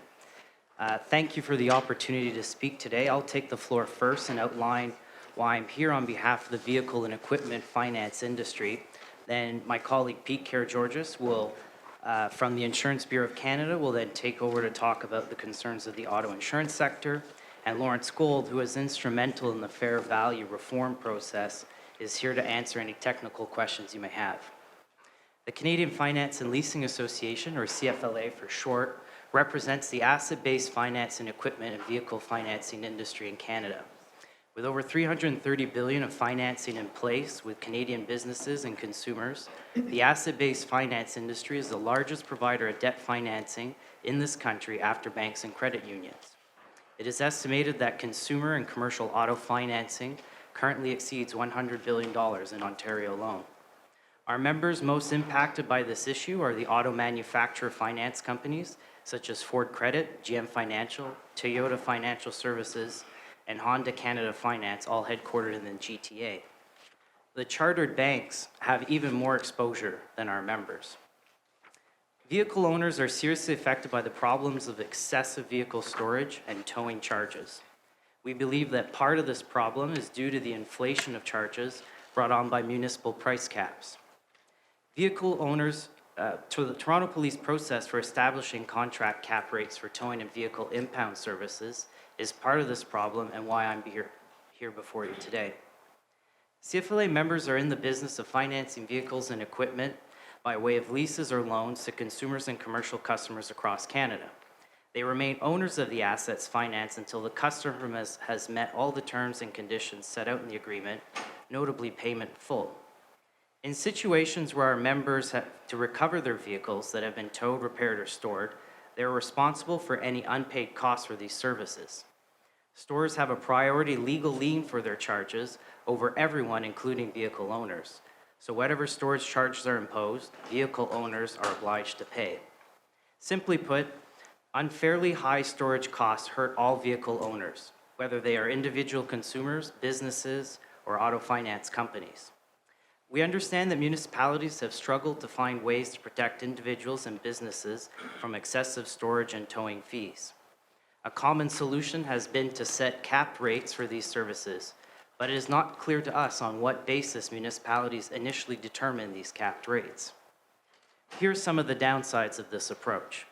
Number one, cap rates for towing and storage services have the unintended consequence of emboldening storers to maximize their charges just short of the cap, regardless of what their actual costs may be. To many third parties, especially the courts, the published municipal rates or caps have been accepted as an accurate reflection of a storer's true cost. And number three, we understand that the Toronto Police Services Board initially set cap rates many years ago without considering the fair value of storage services. Every subsequent increase to these rates appeared to have moved in lockstep with little consideration of actual storage or towing costs. This, in a nutshell, is the problem vehicle owners face. We believe, however, that there are solutions. Since 2012, CFLA has been working with the Ontario government on changes to the Repair and Storage Liens Act, the RSLA, that would protect consumers, businesses, and the auto finance sector from excessive towing and storage charges. A key accomplishment of this work has been legislative guidance on determining fair value. Under the RSLA, in situations where a price for storage is not explicitly agreed to in advance, the fair value of storage may be charged by the storer. The RSLA now sets the parameters. You got 1 minute. Thank you. For determining fair value for storage services by requiring disclosure of a storer's actual fixed, variable, direct, and indirect costs, plus a reasonable profit. The new approach is intended to report the true cost of storage and place the burden on storers to demonstrate that what they're charging is fair. We believe adopting fair value principles in municipal and police tow and storage rates is the key. Given the recent provincial legislative guidance on the determination of fair value, and because the proposed contracts may not expire until 2020, we ask that current contracts, that's between 2013 to 2016, be extended 1 more year. This would allow the TPSB and the TPS to reevaluate the manner by which towing and storage cap rates are set, and to make sure that they better reflect fair value of the services provided. Thank you very much. That was, you had 2 seconds, so perfect. Thank you. Mr. Karygiannis? Thank you, Chair Pringle, members of the board, and Chief Saunders.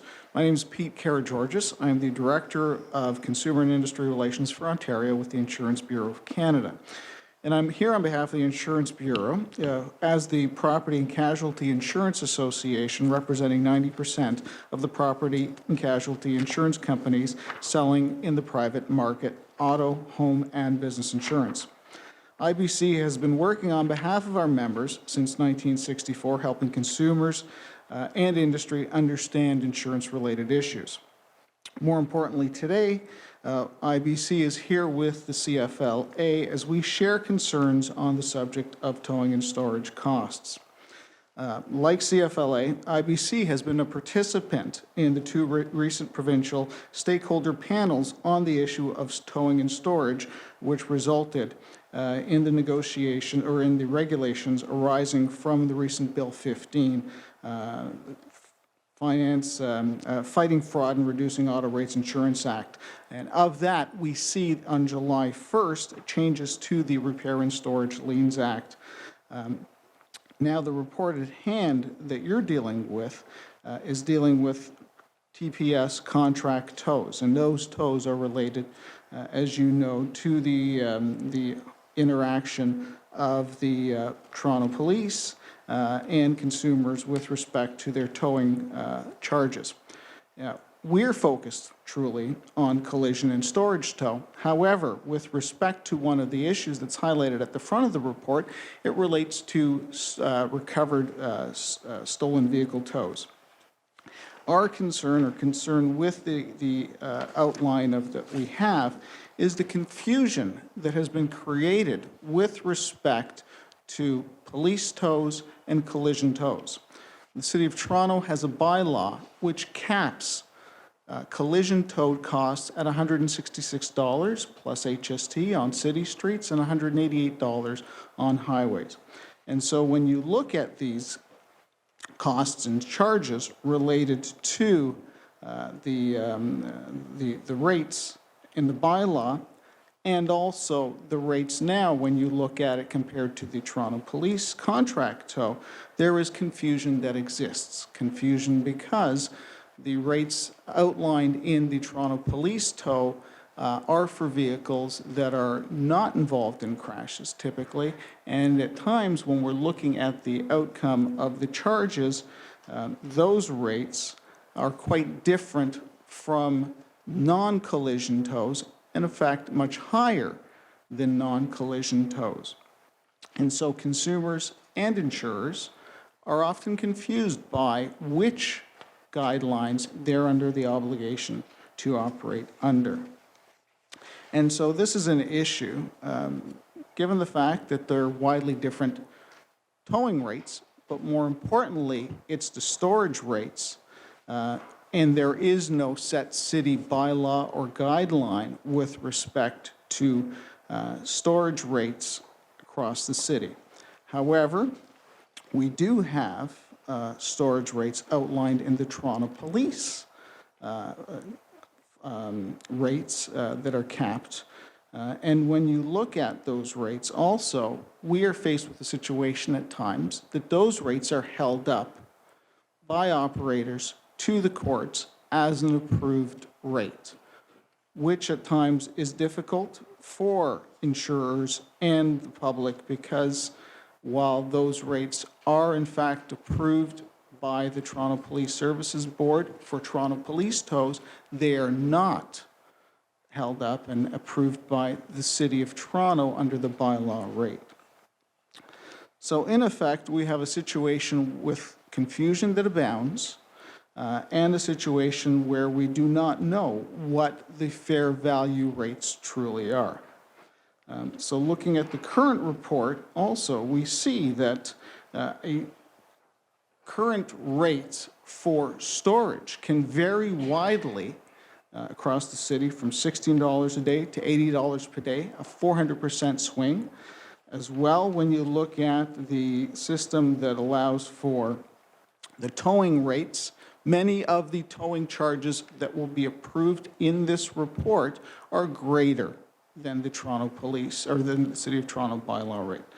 So we support the CFLA in their request for an additional year's delay or review to ensure that the rates are fair and that the fair value model has been subscribed to. Thank you. Thank you very much. Oh, Mr. Gold?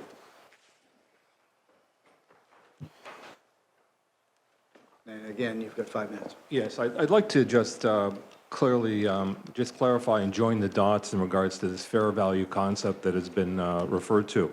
The primary principle is in the process is a question of how do we arrive at supportable pricing, with the paramount concern being, as the chief's report had set out, what we need is to ensure that the towing and pound services provided to the public through the police are fair, equitable, and in adherence to the terms and conditions of the contract. The tie-in with this concept of fair value, which the legislation has struggled with, comes out of the Repair and Storage Liens Act, which deals with the issue as to what is the appropriate cost for services, which would necessarily include such things as towing and storage. Under the Act, the price to be paid is the amount agreed upon between the parties. However, in situations in which there is no agreement between the parties, there's a methodology in order to determine what that should be, and that's called fair value. Unfortunately, the legislation until now gave no direction whatsoever as to what is the appropriate methodology for calculation or determination, that which is referred to in the legislation as fair value. The provincial government began struggling with this back in 2011, and effective in July 1st, 2015, we have regulations that are coming out under the Repair and Storage Lien Act, Bill 15, and effectively they now set a methodology that can assist in this determination. I just want to quickly review a historical perspective and clarify a couple of the items that the gentleman mentioned.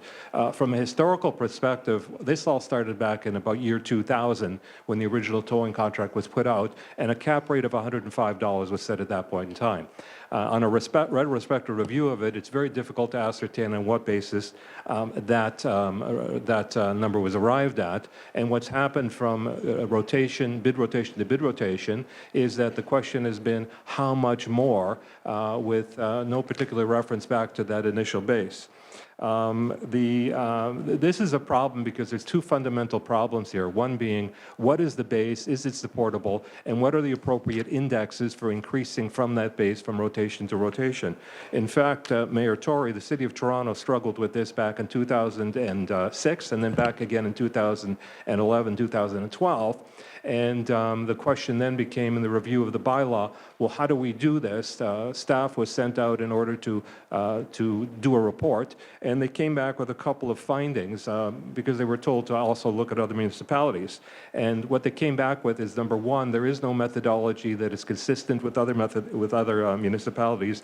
There is no appropriate business model that's consistent throughout, and that the final determination is, number one, there are two problems here. One, it's very difficult to determine the base and whether the base is supportable. The second is, what are the appropriate metrics in order to index any particular increases in that base? The reports, if you read them historically, they all have methodologies by which they look at how are we going to index the increases. And if you look back to 2012 to 2015 report that the previous chief had prepared, there were 6 different metrics by which a cap rate increase was supported. In this particular report, if you read it, there's a reference to one particular metric, which is the City of Toronto index based upon the cost of living increase. And again, I would point out to you that if you go back in Toronto to 2006 and 2012, the industry pretty well agrees that there are 4 primary cost drivers in regards to the issue of the cost in relating to towing, and those being, number 1, the cost of insurance, the cost of the vehicle, the cost of maintenance, and the cost of fuel.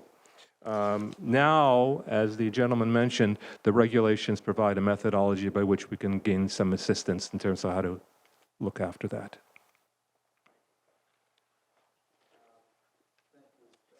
First of all, thank you, and thank all 3 of you. It just struck me listening to you that, I thought we're really here to talk about the approval of the contracts. Carl, maybe I would ask you to comment on the parameters under which the criteria are drawn up Well, I understand the concerns that are being expressed by the deputants. I think that I just think that the board and the police service is not the right forum in which to address this. I think it's a matter that calls for broader regulation and a determination of what fair value is, perhaps at the City of Toronto pursuant to its municipal licensing and standards bylaw, wherein some towing rates are regulated in that bylaw.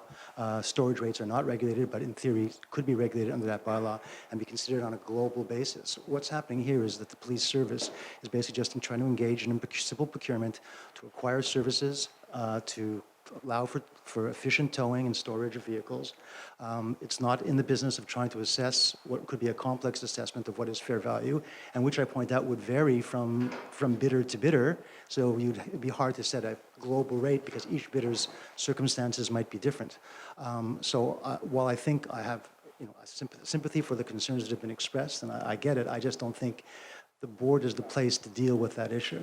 It struck me listening to it, gentlemen, that it wasn't the question we're asking, which is, do these people fit the criteria that have been laid forward? But Carl, it helped these guys. Where should they be going with their concerns? From my perspective, I think the correct place would be to speak to municipal licensing and standards at the city, with a view to amending the bylaw in a global way to set storage rates for the City of Toronto in a global way, depending on, I suppose, various circumstances. Alternatively, although I suspect there's not much appetite for it, to speak to the province to try and further clarify or actually set rates pursuant to the Repair and Storage Liens Act. I think since they've just opened up the Act to set standards for fair value, they're probably not going to go there at this point in time, but it seems to me that would be a better way of doing it across the board. This is just a body that's trying to acquire goods, set an upper limit for those goods and services, and then allow competition to drive the price down. Unfortunately, there's not been a lot of competition in certain districts. There isn't some, and so that's why we get the distinctions and differences in pricing. It's just trying to ensure that that the prices are low through just a normal procurement process, and setting an upper limits to ensure that nobody can get gouged beyond some reasonable limit.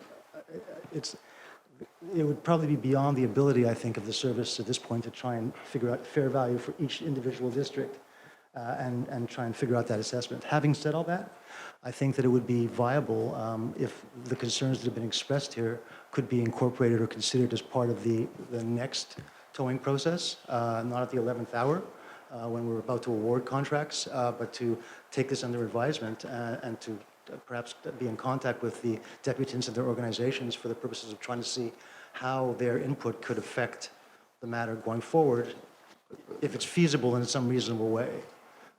But we don't set the rules. We just basically are asking for the We don't set the rules, but the deputants are correct that under the Repair and Storage Liens Act, the amount that is charged for storage by an individual store can be challenged as being beyond fair value based on various criteria that have been set out in the Act. But that's done on an individual basis, and you'd have to take that, the store to court and say, this is beyond what's contained in the act. We're not evaluating whether it's fair value or not.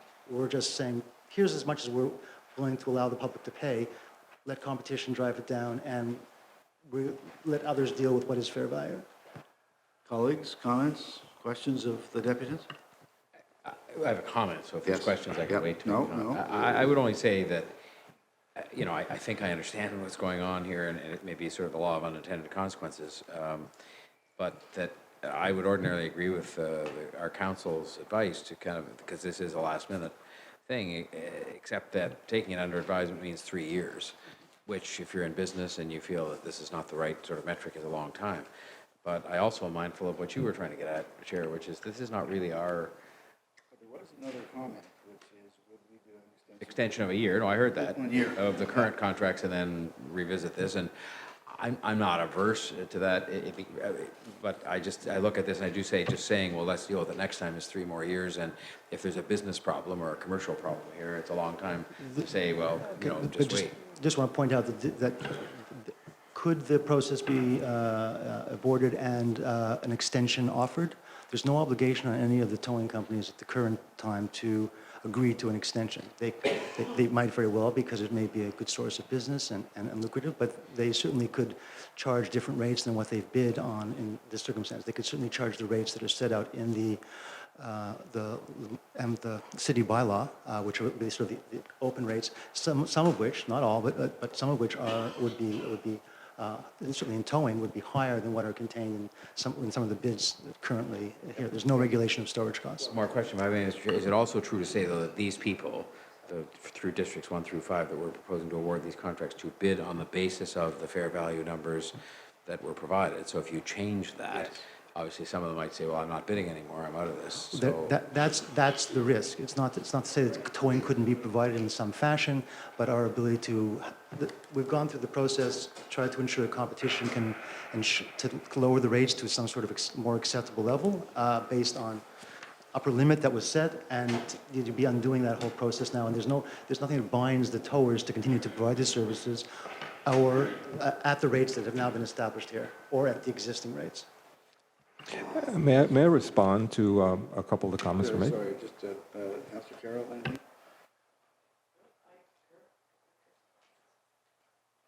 I just want to clarify that the province has spoken.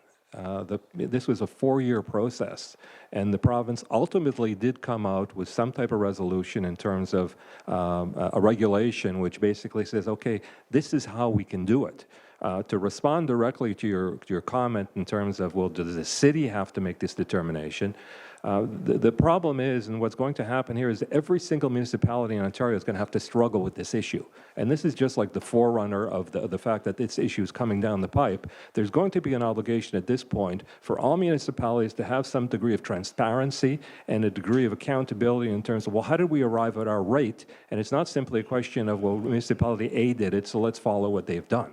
That's the clarification the city has, the Act has provided. Thank you very much. Unfortunately, this is not a forum for the debate of the issue. We're trying to help you with your, and again, thank you for coming and deposing in front of us. We're faced with the issue at hand, which is, with these criteria, are we going to approve these contracts? As our legal advisor suggested, there are other resolutions. So the question we have, is there anything else that we can do? And Mayor Terry, Councillor Carroll, Ken, I don't know if you've got anything to weigh in on this, but it seems like we are, we've asked people to bid on a certain criteria. They've done it. We've made a selection. We now have to, unless the chief has got anything to weigh in, and Mark, you said you haven't, we need to just vote on whether we're going to approve Could I this ask just or one more not. question? Yep. Did you make representations about this when the RFQ came out? To the police service? That's the problem. What I was looking for, it was trying to, typically the process that was followed was that there was a pre-motion, or however you refer to it here, brought to the board when the RFQ comes out and it's approved. I couldn't find that. And then ultimately what happened is that when I was finally directed to find out, like, how did this come out, the decision was made at this point, or at some point, that rather than going to the board in advance for pre-approval, it would be issued. And then once it was issued, it will come to the board ex post facto in order to get approval for the contract awards. And I'm not for 1 minute suggesting that there's anything wrong with the numbers. My only question is the question of the process. And the process is a wee bit, and I'm using the words that City of Toronto Council use, and I'm kind of directing this to Mayor Tory. City of Toronto made it quite clear, and you've been stuck with the same bylaw since 2006. Nothing happened in 2011, 2012 because of the inability to establish the appropriate parameters in order to determine fair value. And this isn't for and against anyone. Every single business person does this. When you put out a product, you determine what your costs are, and you add on a commercially reasonable profit, and Bob's your uncle. That's the way the world works. So it's not as if people don't know what their costs are. You're not suggesting that the obligations on the City of Toronto or the Police Services Board to determine what other people's costs are. Everybody knows what their costs are. So the City of Toronto, again, is going to be struggling with this at some point in time because that towing rate hasn't been increased since 2006. And when an attempt was made to use the same indexing model in 2006, it just didn't fly. There was a request for a 2% increase. That didn't fly. I don't think that's appropriate either. I mean, that's got to move ahead. And as my understanding, and I would direct the mayor to the staff report to the Municipal Licensing Council dated, I think, May 12, 2012, in which staff reported and came to those conclusions that we got a problem determining the base, we have a problem determining the indexing factor, and we don't have an appropriate base. And no matter what you do with the indexing factor, I think the word that they used was skewed. The end result is skewed, and you don't want to skew anything. You want this to be fair to all parties, and I'm not suggesting or advocating for anyone. I'm just suggesting that there's a process by which the world uses in order to determine what appropriate costs are, and it's called a cost-plus model. Carl, last word. I agree with what Mr. Gould said, and I think that he's pointed to the City of Toronto and the difficulties with setting the rates, and I think that, from my perspective, is the correct or certainly a better forum in which to deal with it. This is just not, the Police Services Board is not consciously involved in the regulation of towing. It's just trying to procure contracts so it can do effective towing for police impounds. So I think it's a question of who really bears the responsibility for it. As I say, I understand the concerns that are being expressed. I just don't think this is the right forum, particularly at the 11th hour with Not only contracts that, awaiting. but we're faced with people having bid on a contract for a specific period of time. It's done. Unfortunately, I think the only recourse is to get involved in the next cycle and with the City of Toronto. So unless there are no other comments by my colleagues, I would put it to a vote to accept, to approve the recommendation. May I have a motion to that effect?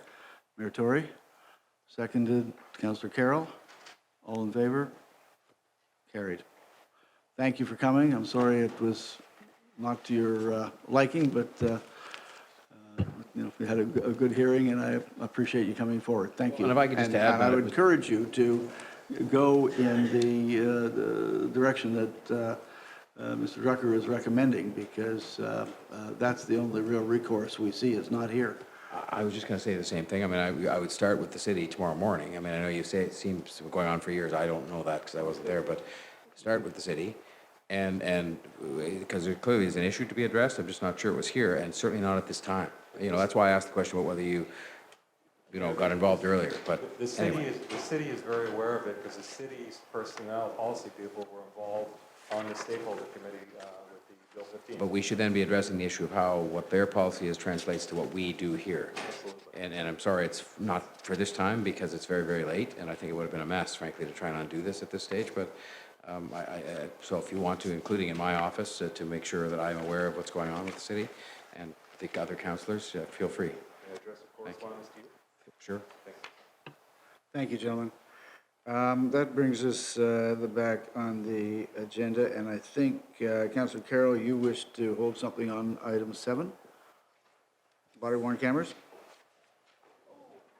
You said a momentary only. Yes, it's just a You want the brief date, thing, the end date. it was simply that I think if Chief Saunders could offer up a possible new deadline. We're already giving, yes. Oh, I'm sorry, I ended up flipping into in-camera pink pages. Yeah. So we're already giving till June for you to get a report.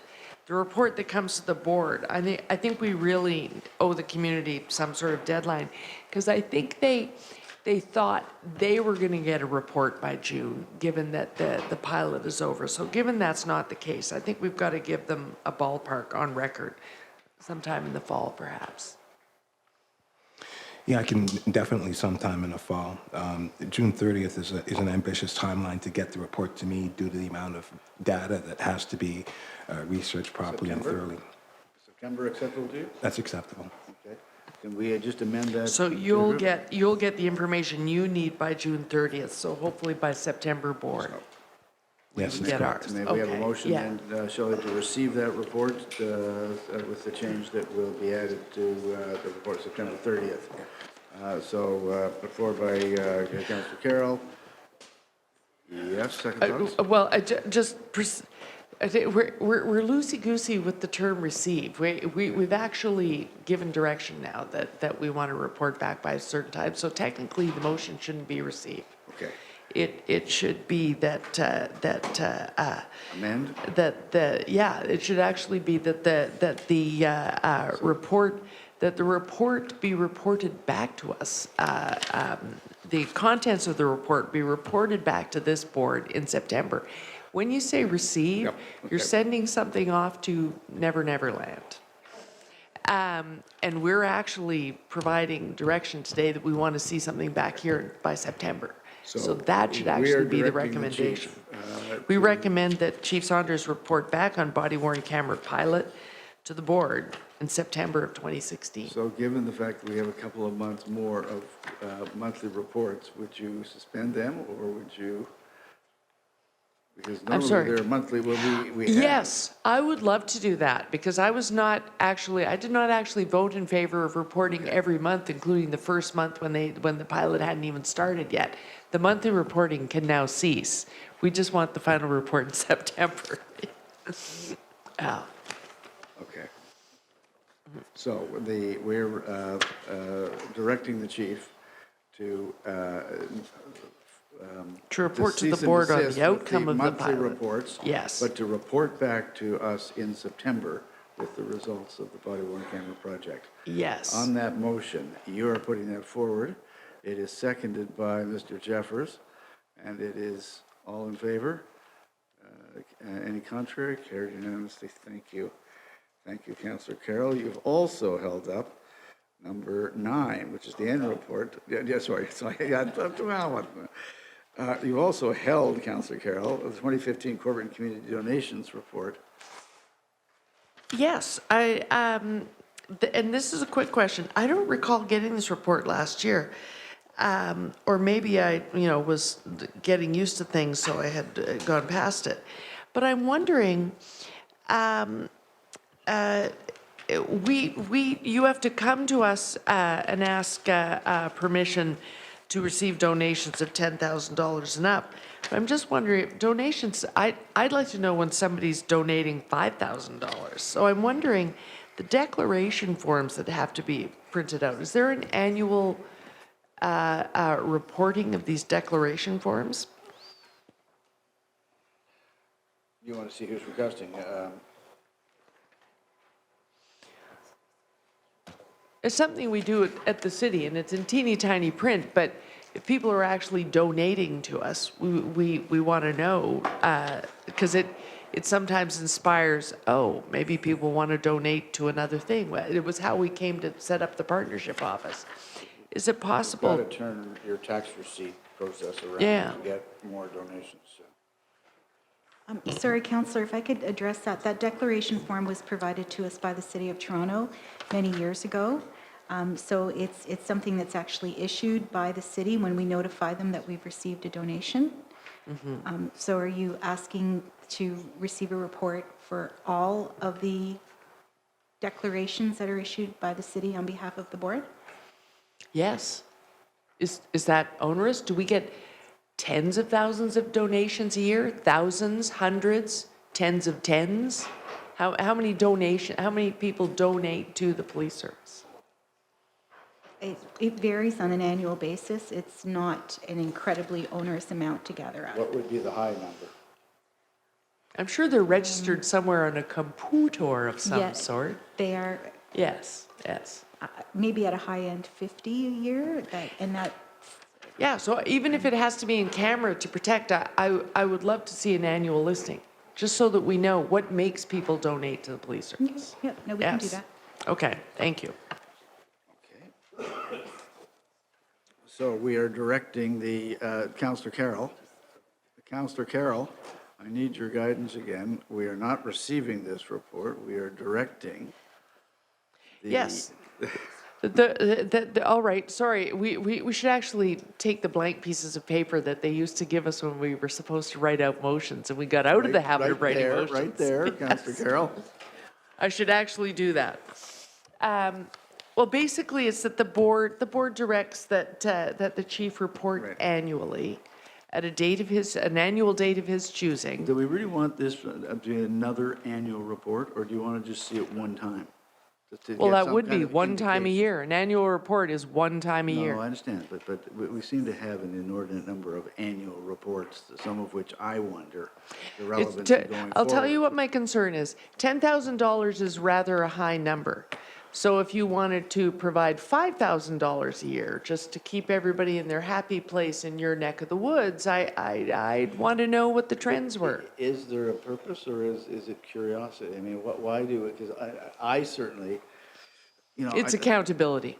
If someone's in the habit of giving us $5,000 donations, I'd kind of like to know. 10,000 is a high bar. Are you just going to smile, or are you going to weigh in on this? Okay. So People are giving the premier a hard time for taking $2,000 donations from companies and things.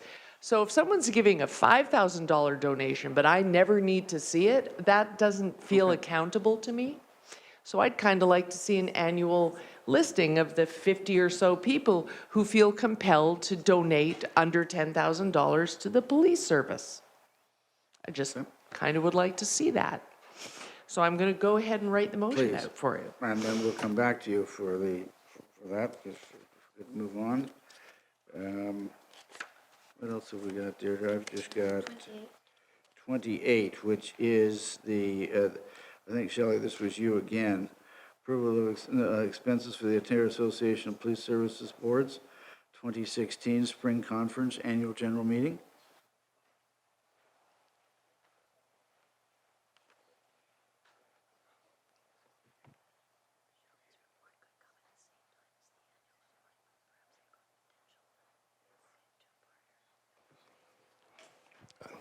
Chair?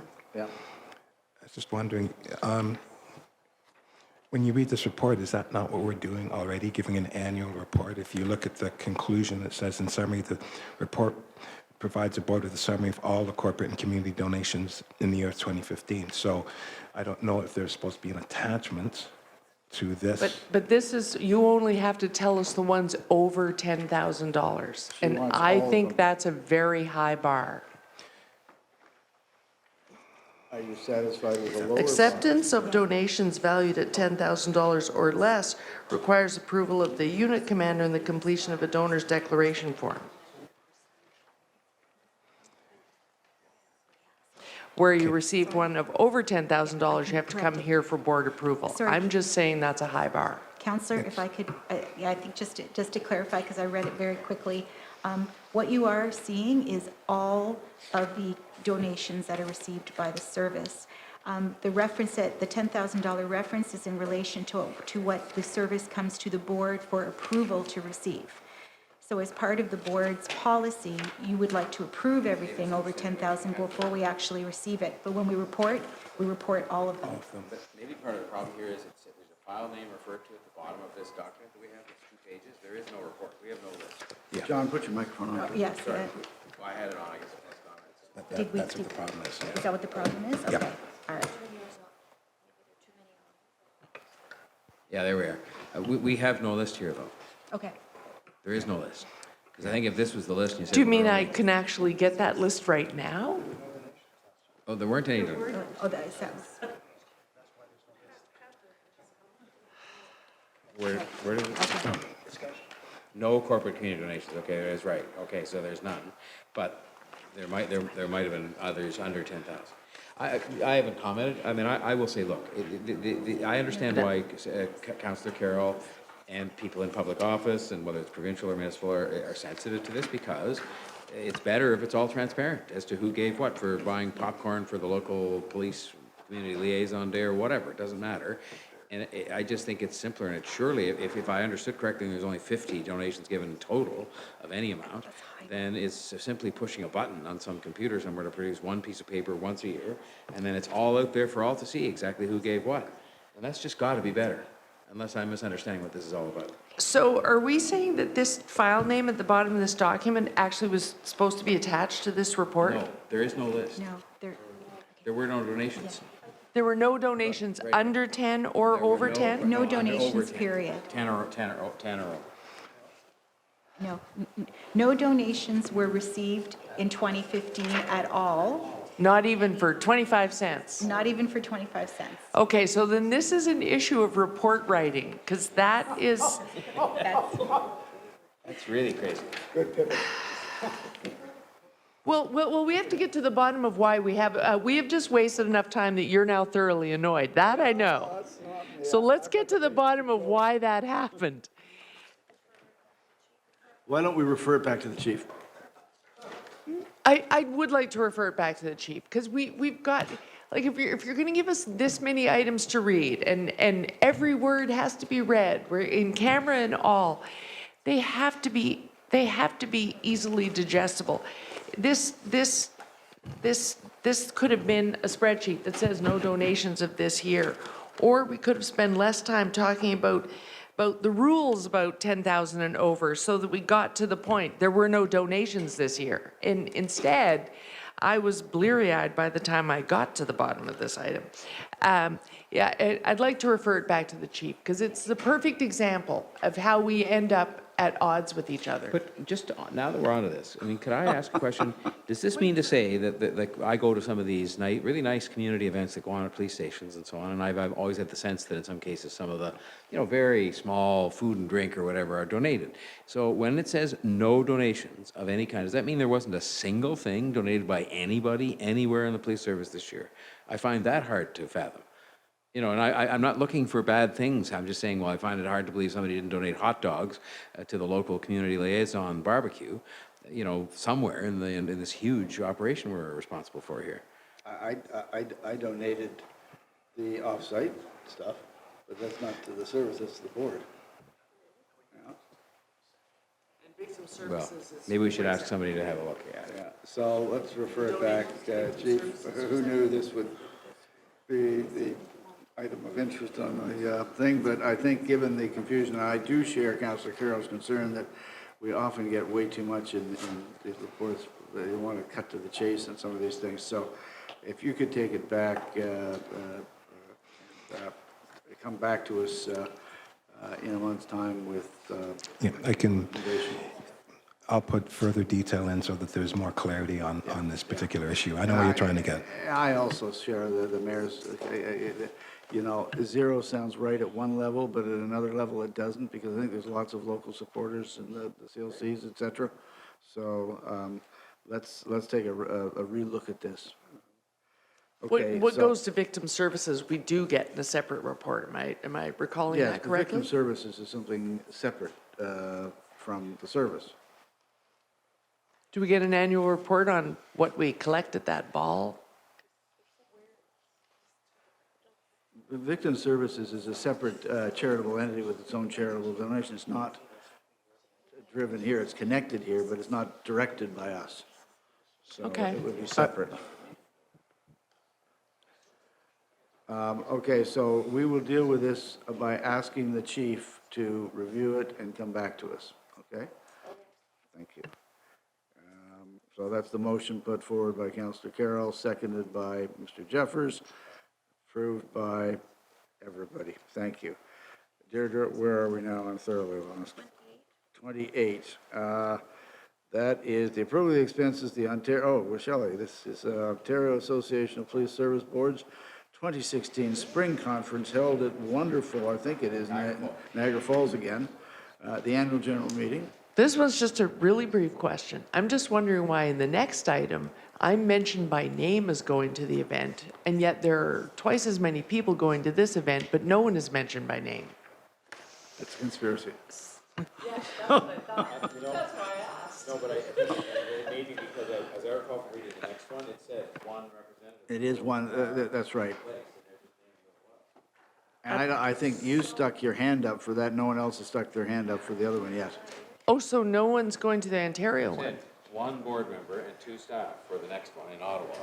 And I think that's why they just named who the board members, because it was one. Whereas in the other one, it's So there's no one is going yet?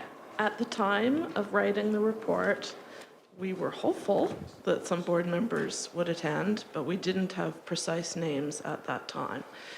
And we're still hopeful that one board member might go to the Niagara Falls. I will Yes. go, but I just need the registration because obviously I weekend in Niagara, so Yeah. I'm not gonna. And Mr. Jeffers is now our representative on that board. So Both he might consider agendas, attending. both agendas are really pertinent to what we're dealing with in this service. The May one is a little too close to the FCM, AGM, and things like that for counselors. So if a citizen member can cover us there, that would be great. Yeah. So, motion to approve that, Councillor Carroll? Seconded. Mr. Jeffers, all in favor? Carried unanimously. That leads us to 30 and 31. And I have questions to the chief on those, given the fact that we have a hiring freeze that the task force themselves has put in place. I also understand there's some skepticism about that. I think it should be absolute. Why are we asking for new job descriptions?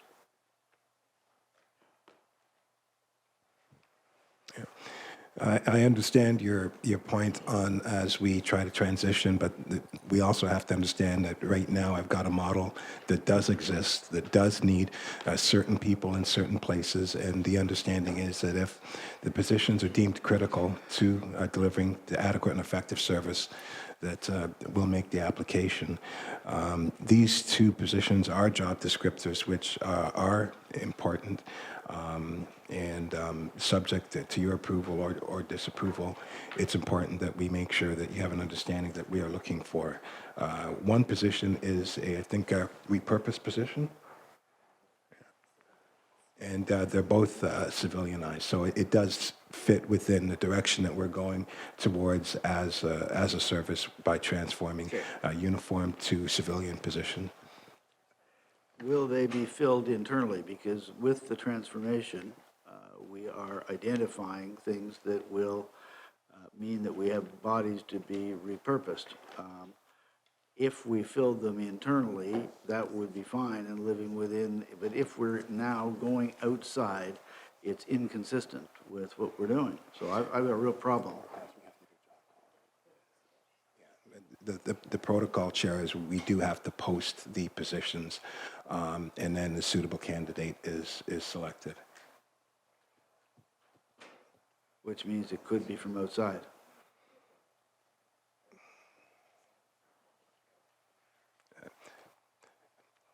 It's a possibility, slight, but it's a possibility. Okay, I would prefer to make it very clear that we are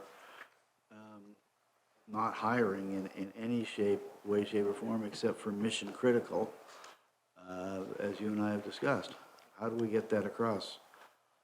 Well, I think the message is loud and clear, and I think there has to be a stronger communication piece between us and the board so that there is an understanding of what we can define as critical so that we don't keep going into these gaps whenever there is a need for it. I understand the optics of it, but I also understand the importance of making sure that we keep our community safe as best as we can.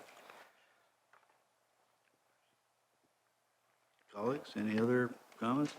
Shelley? Well, of the two positions, I know that this particular HR position has been discussed for a long time. Intelligence service systems, I was trying to understand if that is that directly related to, I know that we talked about not overinvesting in IT until we knew what we wanted after the task force exercise, but we made an exception to the business enterprise system. But this doesn't look like it's attached to that. Is this sounds like it's more directly related to policing technology, not so much the business enterprise system. And if that's the case, I don't understand the new need for this, for the intelligence services system specialist. Is there new technology that this person is going to specialize in? I'll have Deputy Raymer give a better outline. Yes, Councillor, it's a constantly evolving position in terms of the intelligence work that we do on an investigative front under the criminal code. And the person has skills that are constantly adapting and changing. So what we want to do is put a civilian person in there that will be long-term and stay in that position and specialize in it. We believe that we have these civilian people within the organization that can fit that. I would suggest that if we can't find that person internally, then we could come back to the board if we had to make the request to go outside. But I believe we have that person inside the organization. That would be, that's a good suggestion. Thank you. Ken? Do we know specifically what the rationale is for such a hiring? Do we have that somewhere, the rationale for? Yeah, yes, we do have the rationale that we've put into some of it into a board report. Some of it is not what I'd be prepared to discuss in this forum. Very well. Okay. Okay. So, colleague, are you comfortable if we come back, if it's hired internally? Shelley, go ahead.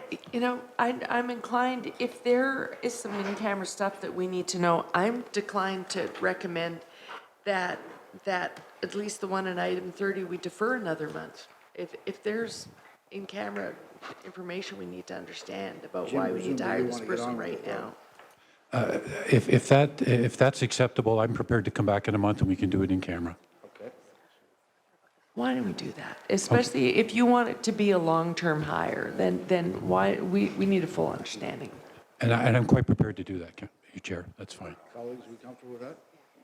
Okay, Shelley, thank you. So this is a motion to direct the chief to come back and represent this in May.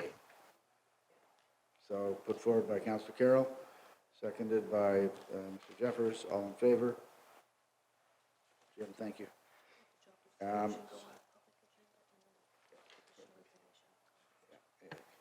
Everything is confidential. And the item number 31, which is the a new job description, advisor, diversity, inclusion, human resources, etc.